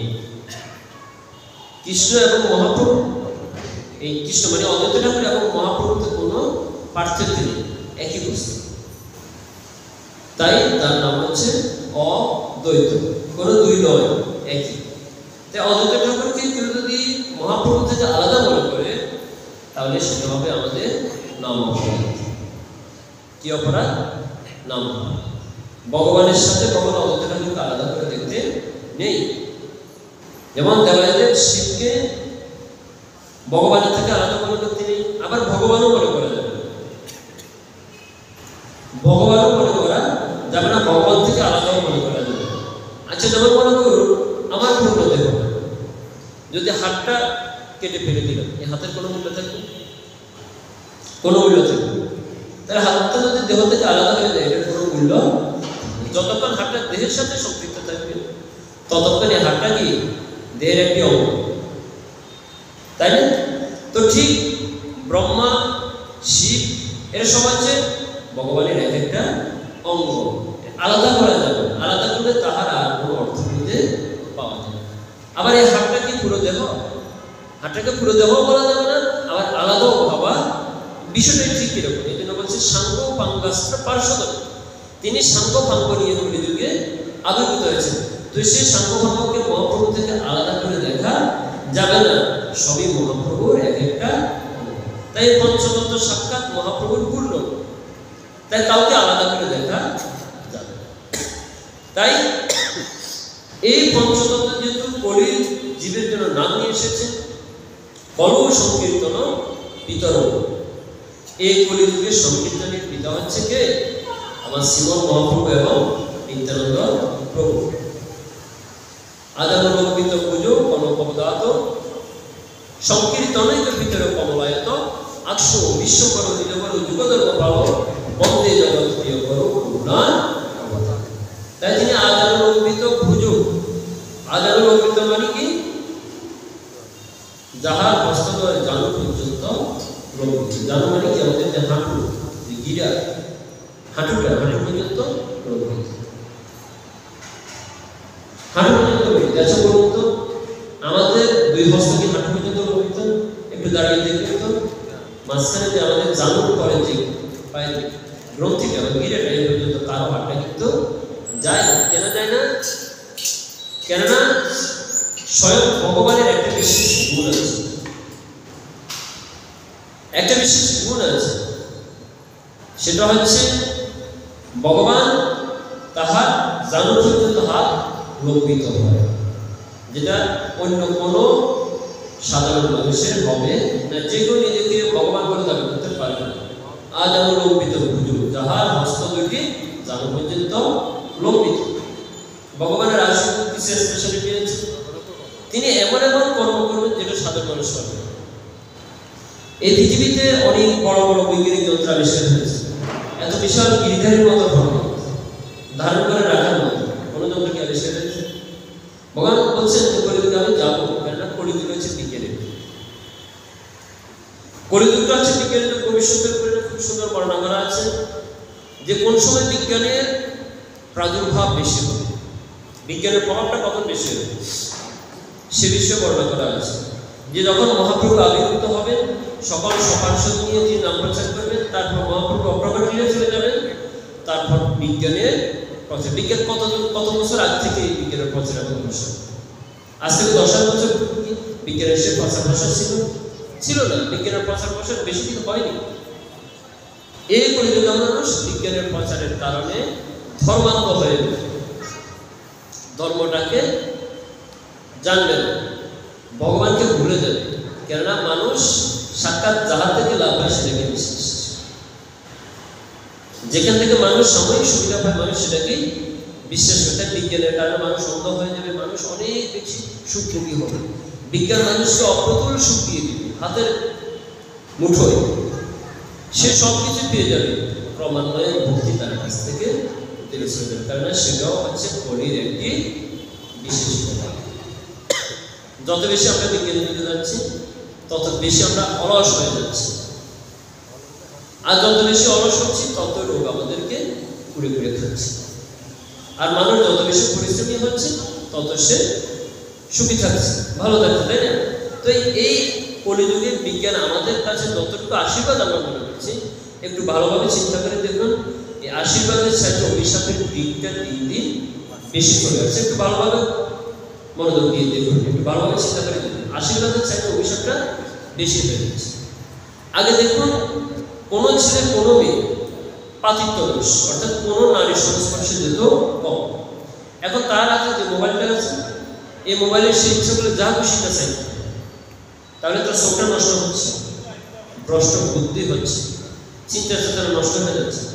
আগে ছেলেমেয়েরা খেলাধুলা করত, পড়াশোনা করত, তাই না? পিতা মাতার প্রতি মন ছিল, বন্ধু বন্ধুর প্রতি ভালোবাসা ছিল। এখন তাদের আকর্ষণটা সবার মোবাইলে, খেতে পড়ছে মোবাইল, হাঁটতে গেলে মোবাইল, পড়তে গেলে মোবাইল, সব ক্ষেত্রে মোবাইলে মোবাইল, মোবাইলের দিকে সবাই কিছু এই দুই যেন অন্য কোনো কিছু দেওয়া যাচ্ছে, যেন এই মোবাইল সে ভগবান রূপে কলিযুগকে আকৃষ্ট করে ফেলেছে, তাই না? এই মোবাইল কলিযুগকে আকৃষ্ট করেছে ফেলেছে। এখন এই মোবাইলটাই একটা কলি। যদিও বলছেন না আমরা মোবাইলে কৃষ্ণ কথা শুনছি, ভগবানের কথা শুনছি, কিন্তু কতজন শুনছি, কতক্ষণ শুনছি? ভালোর সাথে খারাপের দিকটাই বেশি হয়েছে, তাই নয় কি? তো অতএব আজানুলম্বিত ভুজো, ভুজো মানে কি? ভুজ, ভুজো, ভুজ মানে হচ্ছে ভুজ একটি হাত, আর ভুজো মানে হচ্ছে বহু বচন, দ্বিবচন। বাংলা হচ্ছে বচন দুই প্রকার, এক বচন বহু বচন। সংস্কৃত বচন তিন প্রকার, জেনে রাখবেন। সংস্কৃত বচন হলো তিন প্রকার, এক বচন, দ্বিবচন, বহু বচন। তো ভুজো শব্দটির অর্থ হচ্ছে বহু বচন, দ্বিবচন। দ্বিবচন মানে হচ্ছে ভুজো, দুই বাহু। আজানুলম্বিত ভুজো সংকীর্তনৈক পীতর। তাহলে ভুজো মানে এখানে তার শুধুমাত্র মহাপ্রভু, মহাপ্রভু এবং নিত্যানন্দ প্রভু দুইজন। সংকীর্তনের পিতা একজন, দুইজন, কে? আমার মহাপ্রভু এবং নিত্যানন্দ। সংকীর্তনৈক পীতর, পীতর, পীতর মানে কি? ওই যে ওকার, লাস্টে যখন অক্ষরের সাথে ওকার যুক্ত বুঝবেন এখানে দ্বিবচন। তাই সংকীর্তনৈক পীতর। কয়জন? পীতর মানে কি? পিতা, দুইজন। একজন হচ্ছে আমার মহাপ্রভু, একজন হচ্ছে নিত্যানন্দ। সংকীর্তনৈক পীতর কমলায়ত অক্ষ, অক্ষ মানে হচ্ছে চক্ষু, তাহলে দুইজনের চক্ষু। বিশ্বম্বর, যারা বিশ্বের অম্বর, বিশ্বম্বর, তাও এখানে এর অর্থ একজন নয়, দুইজন। দ্বিজবর, দ্বিজ মানে হচ্ছে যাহাদের দুইবার জন্ম হয়। কার দুইবার জন্ম হয়? একসাথে দুইবার কারো জন্ম হয়? এই জন্মগ্রহণ করলাম, মৃত্যু না হলে তাহার জন্ম হয়। তো দ্বিজ মানে তাহার দুইবার জন্ম। তো কার দুইবার জন্ম হলো? যাহারা মাতৃগর্ভ থেকে জন্মগ্রহণ করেছেন একবার। দ্বিতীয় জন্ম হচ্ছে সংস্কার, অর্থাৎ আপনি যদি গুরুদেবের কাছ থেকে দীক্ষা নেন, সেই কি হচ্ছে একটি সংস্কার, সেদিন আপনার নতুন করে আবার জন্ম হয়েছে। তাই আমার দুইবার জন্ম থাকে। যারা দ্বিজ, মহাপ্রভু হচ্ছেন নিত্যানন্দ প্রভুর শিষ্য, দ্বিজ বড়, বড় শব্দের অর্থ হচ্ছে শ্রেষ্ঠ। তাহলে পৃথিবীতে সকলে আমরা দ্বিজ, যারা দীক্ষা নিয়েছি না, এই সকল দ্বিজগণেরও তিনি শ্রেষ্ঠ। তিনি দ্বিজ নয়, তিনি দ্বিজ বড়, দ্বিজগণের শ্রেষ্ঠ। সংকীর্তনৈক পীতর, দ্বিজগণ কমলায়ত অক্ষ, বিশ্বম্বর, দ্বিজগণ যুগধর্ম পাল, যুগধর্ম পালক, তাও তিনি একা নন, দুইজন। যুগধর্ম পালন করতে যিনি এসেছেন, মূলত মহাপ্রভু হচ্ছেন যুগ অবতার। সত্য, ত্রেতা, দ্বাপর, কলি। ভগবানের অবতার, প্রধান অবতার হলো 6 প্রকার, তার মধ্যে একটি হলো যুগ অবতার। প্রতি যুগে যুগে তিনি আবির্ভূত হন, তাই যুগ অবতার। কর্ম সংকীর্তনৈক পিতর, এখানেও পিতর। যুগধর্ম পালক, বন্দে জগৎ প্রিয় করো, করুণা অবতার। তাহলে প্রত্যেকটা শ্লোকের প্রত্যেকটা শব্দের শেষে ও যুক্ত করে এখানে কয়জনকে বলেছে? দুইজন। তাহলে এই সংকীর্তনের পিতাকে আমার শ্রীমন মহাপ্রভু এবং নিত্যানন্দ। শুধু বক্তবৃন্দ, আজকে আমরা পঞ্চতত্ত্বের যে আলোচনাটা করেছি, নিশ্চয়ই আপনারা বুঝতে পেরেছেন এই পঞ্চতত্ত্ব আলাদা কেউ নয়, এই পঞ্চতত্ত্ব সাক্ষাৎ ভগবানের পুরো অঙ্গ। তাই একটি অঙ্গকে যদি আমরা বাদ দিই তাহলে পূর্ণ ভগবানের অবদান। আর যদি আমি পুরো অবতারকেই বাদ দিয়ে দিই তাহলে কলিযুগে আমার জন্মগ্রহণ করাটাই বৃথা। কেননা কলিযুগে যে প্রেম মহাপ্রভু দিয়েছেন সেই প্রেম জগন্নাথদেব আমাদেরকে দিলেন। জগন্নাথকে কি বলা হয়? ছোট জগন্নাথ। ছোট জগন্নাথ, ছোট মানে কি? কোনো কথা বলে না। জগন্নাথ কি কথা বলে? বলে না। তো আমাদের সাথে কথা বলে? আমরা গিয়ে বললাম এই প্রভু আমাকে কৃপা করো, জগন্নাথ তো বলছে না, কিছু বলছে। তো জগন্নাথ কিভাবে তাহলে কি বলেছেন? না, এই জগন্নাথ হচ্ছেন সাক্ষাৎ শ্রীমন মহাপ্রভু। তাই তো তিনি নীলাচলে গিয়েছেন। মহাপ্রভু এই জগন্নাথ মহাপ্রভুকে ছাড়া ছিল। যখন নীলাচলে রথযাত্রা হচ্ছে, মহাপ্রভু রথের সম্মুখে নৃত্য করেছে। মহাপ্রভু সম্মুখে থাকলে জগন্নাথের রথ চলে। মহাপ্রভু যদি কীর্তন করতে করতে একটু পিছনে আসে, রথ চলে। কেন? মহাপ্রভুকে দর্শন না করলে জগন্নাথ চলে। বলে কেন? এখানে লীলাটা হচ্ছে জগন্নাথ হচ্ছেন সাক্ষাৎ কৃষ্ণ আর মহাপ্রভু হচ্ছেন সাক্ষাৎ রাধারানী।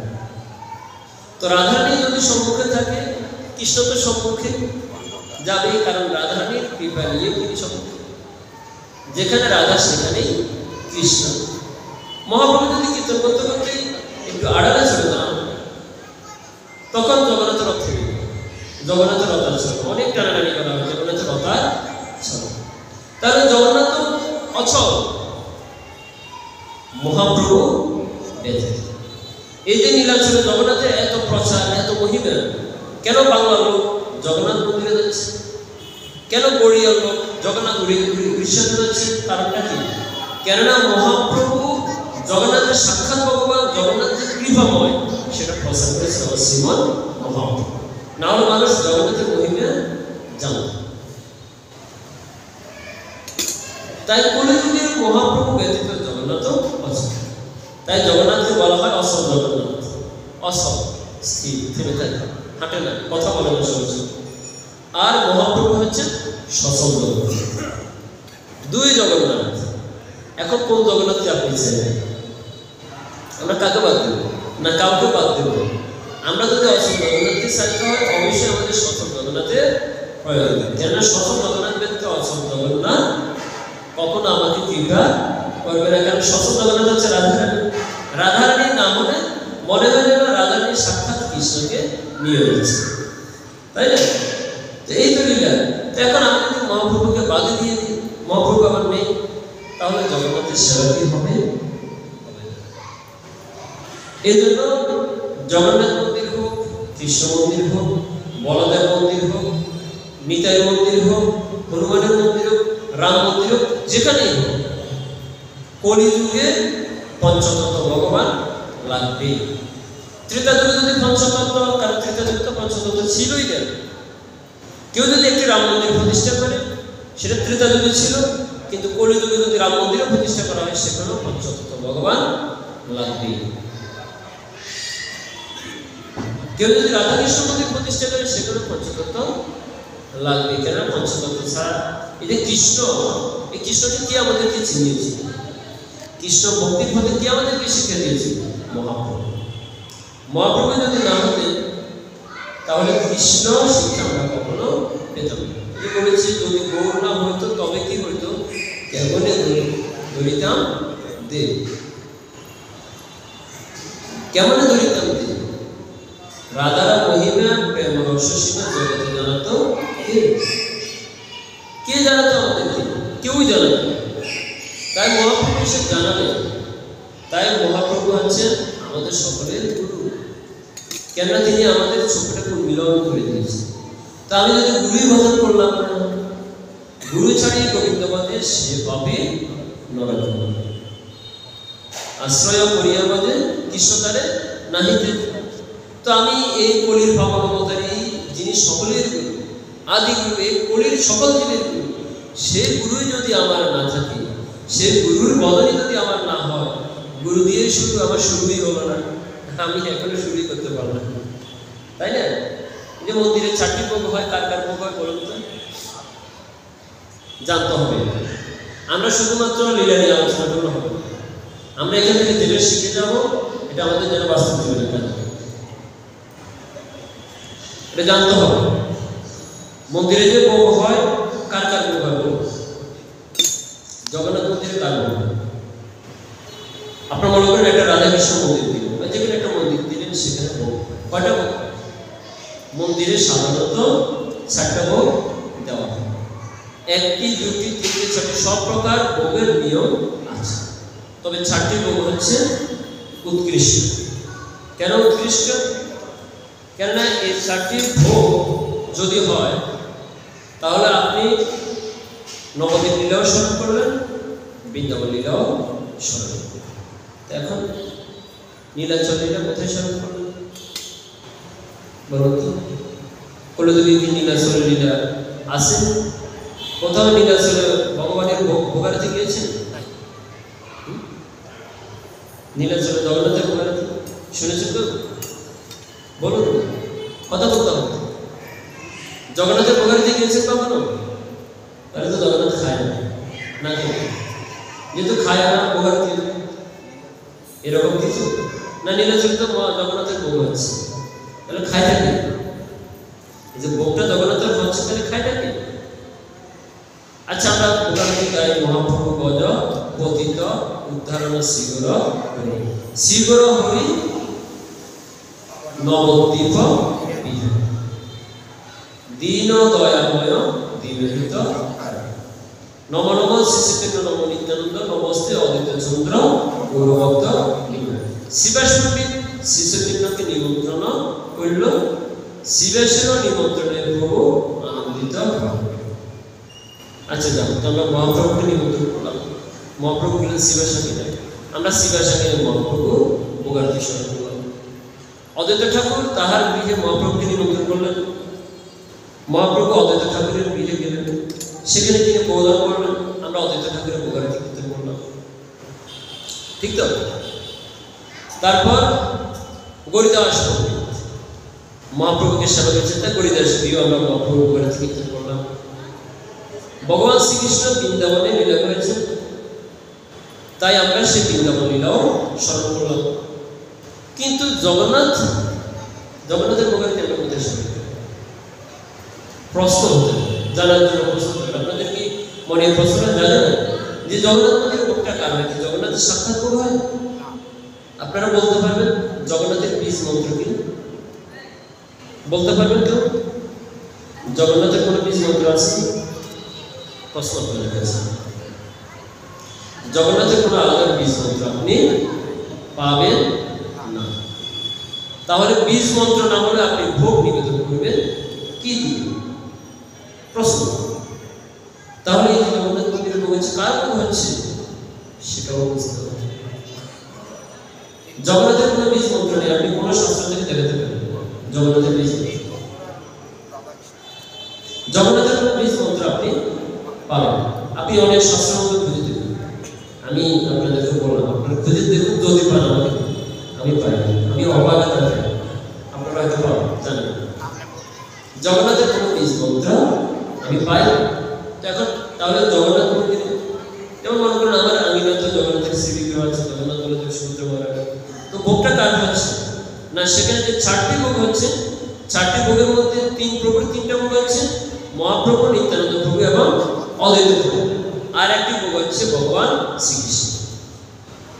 এখন প্রশ্ন হলো, জগন্নাথ আছে, পঞ্চতত্ত্ব আছে, রাধাকৃষ্ণ আছে, জগন্নাথের ভোগ তো দিলাম না, তাহলে জগন্নাথকে না খেয়ে থাকেন? তাহলে তো পুরীতে এত ভোগ হচ্ছে, কার ভোগ আছে? এই সেটা জানার বিষয়। পুরীতে তো আমরা জগন্নাথের প্রসাদটা পাচ্ছি, কার প্রসাদ পাচ্ছি? যে গোর শ্রীকৃষ্ণ সে জগন্নাথ। অনাদিরাদি গোবিন্দের ভোগ আছে, কোন গোবিন্দের ভোগ আছে? সে স্বয়ং সাক্ষাৎ শালগ্রাম শ্রী বিগ্রহের ভোগ হচ্ছে। কার ভোগ হচ্ছে? সাক্ষাৎ শালগ্রাম শ্রী বিগ্রহের ভোগ হচ্ছে। জগন্নাথ এবং বলদেবের যে বিগ্রহগুলো তৈরি হয়, সেই বিগ্রহগুলো কিসের তৈরি? নীল কাঠের তৈরি। 12 বছর পর এই শ্রী বিগ্রহ তৈরি করা হয়। তো সেই বিগ্রহের মধ্যে কোটর আছে, সেই কোটর মধ্যে শালগ্রাম বিগ্রহকে প্রতিষ্ঠা করা হয়। কার বিগ্রহ প্রতিষ্ঠা করা হয়? শালগ্রাম বিগ্রহ প্রতিষ্ঠা করা হয়। শালগ্রাম হচ্ছে ভগবানের সাক্ষাৎ বিগ্রহ। ভগবানের যত বিগ্রহ তৈরি করা হয়, শৈলী দারুময়ী লোহী শৈলী মনোময়ী মণিময়ী প্রতিমাষ্ট বিরাজ। ভগবানের বিগ্রহ 8 প্রকারের হয়। এই 8 প্রকারের মধ্যে একটা হচ্ছে দারুময়ী। দারুময়ী হচ্ছে বিগ্রহ, কাষ্ঠ বিগ্রহ। সে কাষ্ঠ বিগ্রহ মন্ত্র করে প্রতিষ্ঠা করতে, কিন্তু শালগ্রাম বিগ্রহ কখনো প্রতিষ্ঠা করার প্রয়োজন পড়ে না। কেন? শালগ্রাম হচ্ছে সাক্ষাৎ ভগবানের শ্রী বিগ্রহ। এটাতে কোনো প্রাণ প্রতিষ্ঠা কখনোই করা হয় না, এটা সাক্ষাৎ ভগবানের শ্রী বিগ্রহ। সেই বিগ্রহের মূলত ভোগ। তাহলে এখন বলুন তো, আমাদের জগন্নাথের প্রসাদ, জগন্নাথ বললেই দেখুন, আমি আপনাদেরকে একটি কথা বলছি। আমাদের এই নোয়াখালী, ফেনী এবং লক্ষ্মীপুর এই 3টি অঞ্চল ছাড়া, এই 3টি অঞ্চল ছাড়া আপনি ভারতবর্ষ বাংলাদেশের প্রান্ত কোথাও জগন্নাথের শ্রী বিগ্রহ নিয়ে ভোগরাগ আপনি কোথাও পাবেন। আমরা ফেনী, নোয়াখালী, লক্ষ্মীপুর এই 3 অঞ্চলের মানুষ অতি আবেগ। দেখুন, জগন্নাথের শ্রী বিগ্রহ সাক্ষাৎ মূল জগন্নাথের বিগ্রহ একবার দেখেন তো, জগন্নাথের শ্রী বিগ্রহ বছরে রথযাত্রা ছাড়া আর কখনো বের হয় কি না? বলুন, বের হয়? তাহলে আমরা বাড়িতে যে জগন্নাথ বের করে বিভিন্ন জায়গায় অনুষ্ঠান করছি, ওটা কোন জগন্নাথ? ওটা কোন সেবা? এই অধিকার আমরা কোথায় পেয়েছি? যদিও আমার জগন্নাথ বিভিন্ন জায়গায় যায়, অনুষ্ঠান হয়, তথাপি আমি এটা সবই বলি। আর প্রশ্ন হতে পারেন, আপনি নিচ্ছেন কেন? গুরুদেব আদেশ করেছেন, তাই নিচ্ছেন। পাপড়ও গুরু দেবে, পুণ্য হলেও গুরু দেবে, সব গুরু দেবে শিষ্যকে সমর্পণ করেছে। যাহার জন্য মাথাটা বিকিয়েছি সে ভগবানের অবতার, তাহাকে তো আর আমি অমান্য করতে পারি। তো ভালো মন্দ যাই হোক, উনি বলেছেন আমি নিচ্ছি, না হলে আমি কখনো শ্রী বিগ্রহ নিয়ে বের হওয়ার আমার ইচ্ছা ছিল না। তাহলে এই শ্রী বিগ্রহ, জগন্নাথের বিগ্রহ মন্দির থেকে শুধুমাত্র রথযাত্রার সময় বের হয়, আর অন্য রথযাত্রার সময় আবার তারা নিজ মন্দিরে ফিরে আসে। এছাড়া জগন্নাথের বিগ্রহ বের হওয়ার কোনো নিয়ম নেই। তাহলে আমরা ফেনী, নোয়াখালীর মানুষদের নিচ্ছি অতি আবেগ। ওদের স্মৃতি শ্রুতি পুরাণাদি পঞ্চরাত্র বিধিন বিনা ওইখান থেকে হরণ করতে উৎপাত হইবা। এটা ধর্ম নয়, এটা উৎপাত, অতি ভক্তি আমাদের। আচ্ছা, আপনার ঘরে যে পঞ্চতত্ত্ব শ্রী বিগ্রহ, রাধাকৃষ্ণের চিত্র, এটা কি ভগবান নয়? তো আপনার একেবারে জগন্নাথকে নিয়ে আসতে হবে, অনুষ্ঠান করতে হবে। আপনার ঘরে যে বিগ্রহ আছে তার ভিতরে আপনার ভালোবাসাটা রইল কি? আমি তো সেটাই বিশ্বাস করি না। এই জন্য এটা অতি আবেগ। আমরা ধর্মের সাইতে অধর্মের মাত্রা বেশি করি, ভক্তির সাইতে আবেগের মাত্রাটাকে বেশি দিই। এই জন্য যেমন কর্ম করছি আমাদের কর্ম তেমন হচ্ছে। এই জন্য জগন্নাথের শ্রী বিগ্রহ নিয়ে আমরা অনুষ্ঠান করছি, আমি এটার সাথে মোটেই একমত না। কেন? জগন্নাথ কখন এভাবে লীলা করেননি। যদি মহাপ্রভু শ্রী বিগ্রহ নিয়ে যাওয়া যায়, বলা যেতে পারে মহাপ্রভু সবার বাড়ি বাড়ি গিয়ে নিত্যানন্দ বিগ্রহ যদি নিয়ে যাওয়া যায় বলতে পারি, কারণ মহাপ্রভু নিত্যানন্দ প্রভু সবার ধারে ধারে গিয়েছে।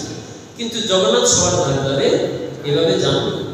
কিন্তু এই জগন্নাথ সবার ধারে ধারে যে যাওয়ার এই প্রচলনটা কে করেছে? এটা হচ্ছে কালাচাঁদের প্রথা। কোন প্রথা? আজকে থেকে 12 দিন আমাদের এই নোয়াখালীতে এই প্রচলনটা করেছেন কালাচাঁদ। আমরা সেই কালাচাঁদের প্রথা এখনো ধরে রেখেছি, আমরা এখনো সদাচারী হতে পারিনি। স্পষ্ট আপনি বুঝুন বা না বুঝুন, মানুন বা না মানুন, আপনি এই যুক্তিটাকে খণ্ডন করে দেন। কালাচাঁদিরা শুধুমাত্র একটা জগন্নাথের বিগ্রহ নিয়ে যেত, তাও জগন্নাথ বলদেব সুভদ্রা নিয়ে যেত, একটি মাত্র বিগ্রহ নিয়ে যেত। এবং মানুষ মুড়ি খেয়ে সেখানে জগন্নাথ দর্শনে যেত, সেখানে কত ভোগ হইত। তারা রান্না করতো, নিজেরা খেত, বাস ভগবানের ভোগ হয়ে গেল, সবাইকে দিয়ে দিত। কর্তা খেয়েছেন, কর্তা খেলেই প্রসাদ, অন্য কেউ আর খাওয়া প্রয়োজন। তো যখন সাপে পড়তো আপনারা ভগবানের বলতেন না কেন, তখন তারা দিয়ে একটা বাটা নিয়ে ভগবানের সাথে দিত। এইভাবে সে কালা সামিকের থেকে সে পথে চলে আসছে। আজ পর্যন্ত আমরা সেটার মধ্যে ডুবে আছি। আমাদের মধ্যে এখনো সে ভাবটা উঠে নাই যে জগন্নাথের শ্রী বিগ্রহ আমার বাড়িতে আসছে, এটা কোন দিন, কিভাবে আসছে, হতে পারে না। বলছেন আপনার গিয়ে জগন্নাথের চিত্রপট থাকতে পারে, যদি আপনি জগন্নাথকে ভালোবাসতে পারেন। মহাপ্রভু তো নবদ্বীপ, মহাপ্রভু কি বাংলাদেশে আছে না? তাহলে আমি বোধ করছি যে ভগবানের শ্রী বিগ্রহ আমার সম্মুখে রাখছি কেন, যেন আমার মধ্যে সেই ভাবটা ফুটে ওঠে, মৃত্যুকালেও যেন আমি সেই ভগবানের শ্রী বিগ্রহকে স্মরণে আনতে পারি, তাই না? তো তাহলে আপনার ঘরের সেবা হতে পারে। কিন্তু সবার বাড়ি বাড়ি গিয়ে জগন্নাথের ভোগ, জগন্নাথ তো যায় ভোগার দিকে, জগন্নাথ যায় অনুষ্ঠান, কিশোর অনুষ্ঠান, জগন্নাথের ভোগরাগ, জগন্নাথের ভোগরাগ, কিন্তু গাইল কি মহাপ্রভু করবে, তাও তো কথার সাথে কাজের সাথে মিল। আমি সব জায়গায় কথা বলছি, সত্য সত্য, মিথ্যা মিথ্যাই, ভুল। আমি যত ভুল করি, ভুলের মধ্যে যদি আমি অধিষ্ঠান করি না এটা ভুল, এটা আমি করবোই, তাহলে সেটা হচ্ছে মস্ত বড় অপরাধ। আর যদি আমি ভুলটাকে স্বীকার করে নিই, তাহলে সেটা কিন্তু আর ভুল, সেটা ক্ষমা। তো আপনাদের শিক্ষাটা আমার নিবেদন থাকবে, যাহা করিব জেনে শুনে, যাহা করিব বুঝে শুনে করিব, যাহা আমার বিবেকের সাথে মিলায় না, যাহা আমার যুক্তির সাথে মিলে না, যাহা আমার শাস্ত্রের সাথে মিলে না, তাহা আমি কখনো গ্রহণ করিব না। তবে গুরুদেব যদি আমাকে আদেশ করেন, হ্যাঁ বাবা তুই এভাবে কর, আপনি করবেন, কেননা গুরু আজ্ঞা সেবা, কেননা আপনার কোনো ভয় নেই, আমি গুরু আজ্ঞা দিয়ে দিচ্ছি। আর গুরুদেবের শিষ্যের যদি আমার বিশ্বাস না থাকে, তাহলে আমার এই গুরু কর্ম করে কোনো লাভ, বুঝতে পেরেছেন? এখন আপনি যদি গুরু আজ্ঞাতে যাহাই করবেন, সেটা দায়ভার কে নেবে? গুরুদেব নেবে, কেননা দীক্ষাকালে শিষ্য করে আত্মসমর্পণ, সেই কালে কৃষ্ণকালে পরে আত্মসমর্পণ। দীক্ষাকালে আপনি গুরুদেবের চরণে সমর্পণ করেছেন, সৎগুরুর চরণে, অতএব গুরুদেব যাহা নির্দেশনা দেবে আপনি সেভাবে করবেন, আপনার কোনো পাপ হবে না। গুরুদেবের নির্দেশনা, যেমন সেনাবাহিনীর কমান্ডার যদি নির্দেশনা দেয় ফাঁসওয়ালা ভবন থেকে সকল সৈন্যদের লাভ দেওয়া যাবে, তারা কিন্তু পিছু হটবে, এটা তাদেরকে শিক্ষা দেওয়া হবে। কমান্ডার যে আদেশ করবে সেটাই পালন করতে হবে, কমান্ডারের আদেশই আদেশ, এই আদেশের বাইরে কেউ যাওয়া যাবে। তাই কমান্ডার যে আদেশ দিবেন তারা নিশ্চিত মৃত্যু হলো সেখানে মৃত্যুবরণ করবে, তথাপি তারা কমান্ডারের বাইরে কেউ যাবে। তো ঠিক তেমনি গুরুদেব হচ্ছেন আমাদের সাক্ষাৎ কমান্ডার, তিনি ভগবানের প্রতিনিধি, তিনি যে আদেশ দিবেন, যে নির্দেশনা দিবেন, সেটা আমাদেরকে মেনে চলতে হবে। তা না হলে কিন্তু, কারণ যদি কৃষ্ণ রুষ্ট হন গুরু রাখতে পারে, গুরু রুষ্ট হলে কৃষ্ণ কখনো রাখতে পারে। অতএব সদ্গুরু ভগবান কি, সদ্গুরু হচ্ছেন সাক্ষাৎ ভগবান, তাই সদ্গুরুর আদেশ কখনো বন্ধ করা যাবে, ঠিক আছে? তো জানিতে আর অল্প একটু সময় আপনাদেরকে আমি কিছু কথা বলতে চাই। আপনারা আমার দোষগুলো ক্ষমা করবেন, গুণগুলো গ্রহণ করবেন। আপনাদের শিষ্যের নিবেদন, আমি বিভিন্ন জায়গায় একটি কথা বলি, সহজ সহজ বিষয়গুলো, যেমন প্রণামের ক্ষেত্রে এখানে আমার কাছে কিছু অসঙ্গতি বলে মনে হচ্ছে, দোষও বলবো না ভুলও বলবো, আমি বলবো আমার কাছে এখানে অসঙ্গতি বলে মনে হচ্ছে প্রণাম করার ক্ষেত্রে। জগন্নাথ শ্রী বিগ্রহ শাস্ত্র বলছে প্রণাম করার সময় যদি আপনার অষ্টাঙ্গ প্রণাম করা হয়, অষ্টাঙ্গ প্রণামকালে নাভির উপর থেকে কোনো বস্ত্র দিকে থাকতে পারে না। অষ্টাঙ্গ প্রণাম যদি দেহে বস্ত্র থাকে, শাস্ত্র হচ্ছে যতটুকু অর্থাৎ দেহে বস্ত্র থাকিবে অষ্টাঙ্গ প্রণামকালে, নাভির উদ্দেশ্যে যতটুকু বস্ত্র শরীরে থাকবে, তাহার পরবর্তী জন্মে সে পরিমাণ দেহে কুষ্ঠ রোগ, কি হবে? কুষ্ঠ রোগ, লেপ্রোসি কুষ্ঠ রোগ। তাই সাষ্টাঙ্গ প্রণাম কেন করা হয়? সাষ্টাঙ্গ প্রণাম করার উদ্দেশ্য দেহে মধ্যে কি লাগবে না, ধুলি লাগবে, অর্থাৎ আমার অষ্টঙ্গ খতবান পারেকম জালেকম উরসা শিরসা ত্রিশা বসসা মনসা সুইব প্রণাম অষ্টাঙ্গ ইরিত খতবেন দুই বাহু পারেকম দুই হাত জালেকম দুই হাত খতবেন পারেকম জালেকম উরসা উরসা মানে হচ্ছে বক্ষ শিরসা মানে শির দৃশা মানে দৃষ্টি চক্ষু দুই চক্ষু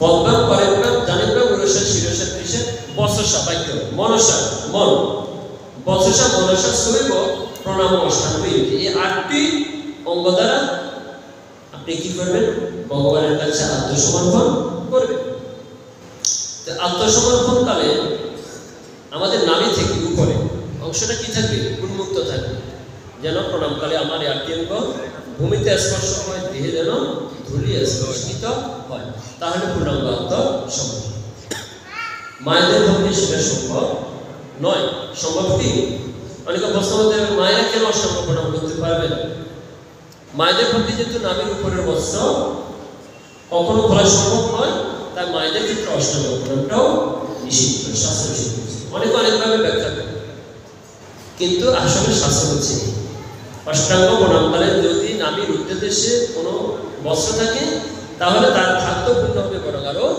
পাপ সঞ্চয় হবে এই জন্য অষ্টাঙ্গ প্রণামকালে কখনো গায়ে বস্ত্র রাখতে নেই এখন বিষয়টা হল ভগবান শ্রীকৃষ্ণকে প্রণামকালে ভগবানকে বামে রেখে প্রণাম করতে হয় আপনারা বলুন তো কেন ভগবানকে বামে রেখে প্রণাম করা হয় ভগবান সাক্ষাৎ তিনি থাকবেন আমাদের সম্মুখে ভগবানকে কেন বামে রেখে প্রণাম করবে যুক্তিটা কি তো নিখিল শাস্ত্র আমাদেরকে যুক্তি দিচ্ছে ভগবানকে বামে রেখে প্রণাম করব মূলত ভগবানের কাছে সাক্ষাৎ যাওয়ার আমার সে অধিকার নেই তো ভগবানের কাছে আমি যে ভক্তিটা করছি আমি যে সেবাটা দিচ্ছি আমি কিন্তু সাক্ষাৎ বিষ্ণুকে সে সেবাটা দিতে পারছি না কেননা আমার এই সেবায় অনেক ভুল আছে ত্রুটি আছে আমার মনের মধ্যে অনেক কাদা আছে মনের মধ্যে অনেক কালিমা আছে তো আমার এই সেবাটা কিন্তু ভগবান কালিমাখা জিনিস আমার মনের মধ্যে যে ভাব আছে ওটা কিন্তু ভগবান গ্রহণ করবেন না তো গ্রহণ করাতে তো হবে ভগবান আমি যে দিচ্ছি তো ভগবান গ্রহণ করবেন না সাক্ষাৎ গুরুদেব সেটাকে শুদ্ধ করে দিয়ে ভগবানের সেবা দিচ্ছি তাই আমি আমার মনটাকে সমর্পণ করেছি তার কাছে ভগবানের জন্য তো এই সমর্পণ আমি সরাসরি করতে পারছি না কেন আমার মনের মধ্যে কারণ আছে তাই আমি এই প্রণামটা কার কাছে দিলাম গুরুদেবের যে গুরুদেব আমি ভগবানের চরণে এই ভক্তিটা দিয়েছি কিন্তু আমার পক্ষে তো আর দেওয়ার সেই শক্তি নেই তাই আমি আপনার কাছে নিবেদন করছি তাই গুরুদেবের স্বীকৃতি থাকে কোথায় ভগবানের বামে এবং ভগবানের শ্রীবিগ্রহ যদি দক্ষিণমুখী হয় গুরুদেবের শ্রীবিগ্রহ হবে কোন মুখে অর্থাৎ এ তো মনে করো দক্ষিণ দক্ষিণ কোন দিক এদিক এখানে ভগবান হচ্ছে কোন দিকে পূর্ব মনে করুন ভগবানের শ্রী মন্দির হচ্ছে দক্ষিণ তাহলে ভগবান হচ্ছে দক্ষিণমুখী আর গুরুদেবের শ্রীবিগ্রহ থাকবে পশ্চিমমুখী কোন মুখে বসানোর নিয়মটা কিন্তু এটাই যদিও ইসকন বা গরিমঠ এসে আমাদেরকে দিচ্ছে ভগবানের শ্রীচরণে গুরুদেবের শ্রীবিগ্রহ বা চিত্রপট রাখা কিন্তু মূলত হচ্ছে গুরুদেবের শ্রীবিগ্রহ থাকবে ভগবানের বামে এবং পশ্চিমে ভগবানের বামে এবং পশ্চিমে তো আমি যে প্রণামটা করবো তাহলে পূর্বমুখী করছি তাহলে প্রণামটা কার দিকে যাচ্ছে সরাসরি গুরুদেবের কাছে আর গুরুদেব সেই ভক্তিটাকে তিনি শুদ্ধ করে দিলেন তিনি কি করছেন ভগবানের শ্রীচরণে করছেন তাই ভগবানের শ্রীবিগ্রহ আমাদের কোন দিকে থাকে বাংলা না হলে আমরা সরাসরি ভগবানকে প্রণাম করব আপনারা কি বুঝতে পেরেছেন কেন ভগবানের শ্রীবিগ্রহ আমাদের বামে থাকে আমরা কেন বামে রেখে ভগবানকে প্রণাম আচ্ছা কেন কিন্তু সমস্যা না সমস্যা হলো কোন জায়গায় সমস্যা হলো মনে করুন আমরা এখানে অনেক বক্তব্য শুনছি তো ভগবানের শ্রীবিগ্রহ কোথায় এখানে এইদিকে যারা আছে এই মন্দিরের প্রাঙ্গণ থেকে এদিকে আমরা যারা আছি তারা কোন দিকে প্রণাম করছি ভগবানকে বামে রেখে নাকি পিছনে প্রশ্ন ভগবানকে আপনার বামে না পিছনে এখানে বসে ওদিকে যারা করছে ভগবান তার বামে আছে এখান থেকে যারা প্রণাম করছে ওদিকে দিয়ে ভগবান কোন দিকে আছে ভগবান তো বামে আছে এই সমস্যাটা আমার কাছে অসঙ্গতিটা লেগেছে ভগবানকে বামে রেখে প্রণাম করতে বলেছে।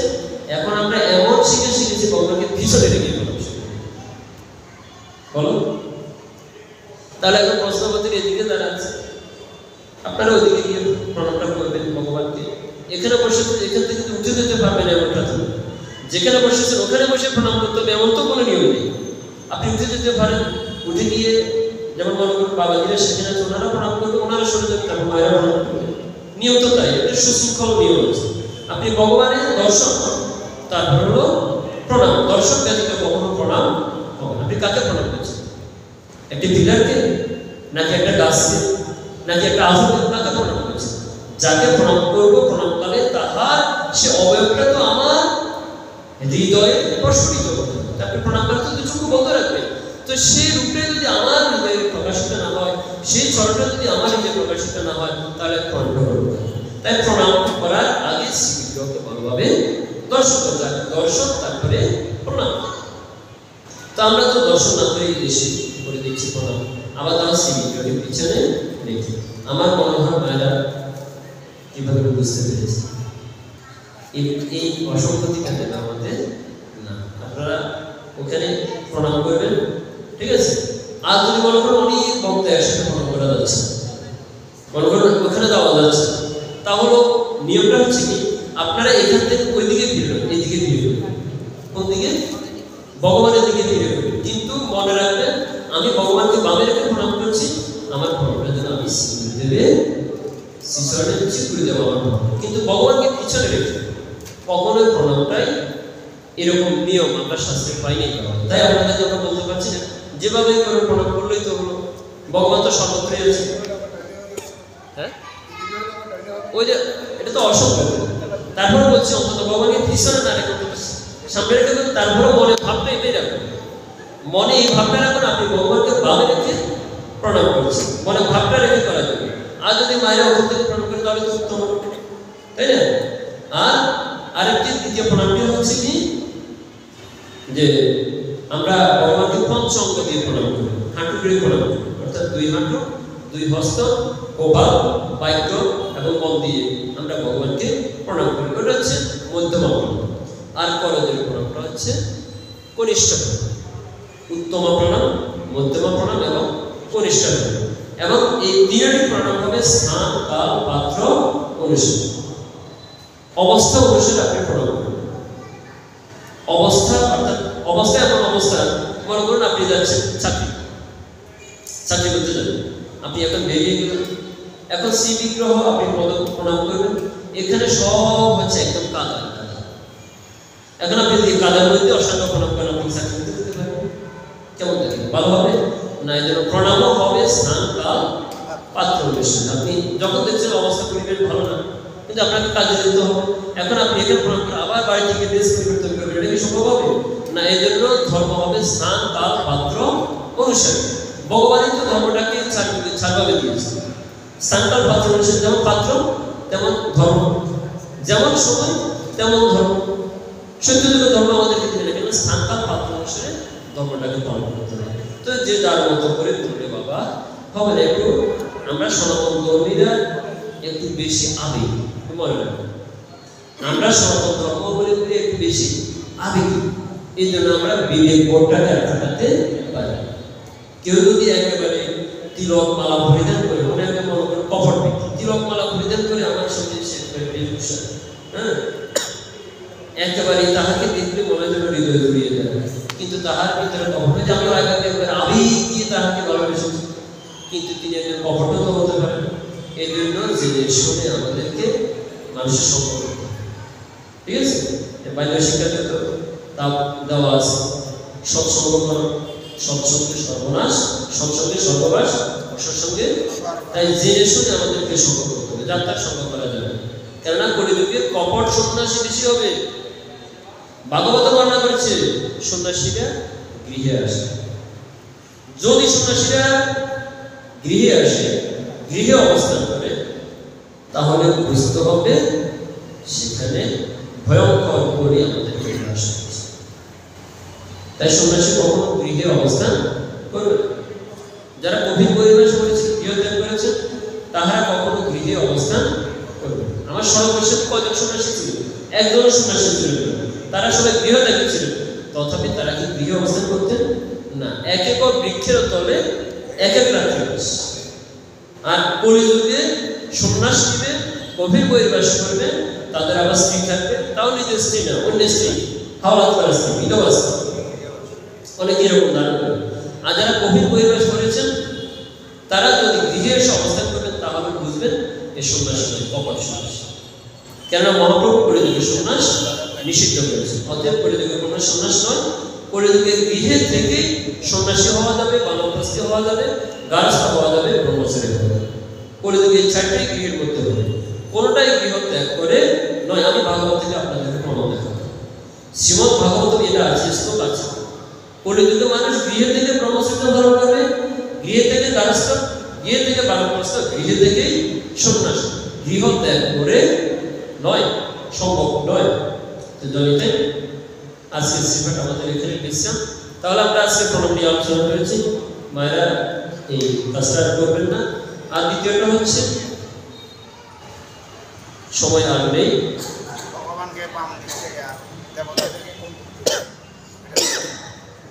দেবতা বা শক্তি যারা, তাদেরকে দেবতাগণ যেহেতু হচ্ছে বৈষ্ণব, ঠিক আছে, বৈষ্ণবগণকে অবশ্যই সরাসরি প্রণাম করতে হবে।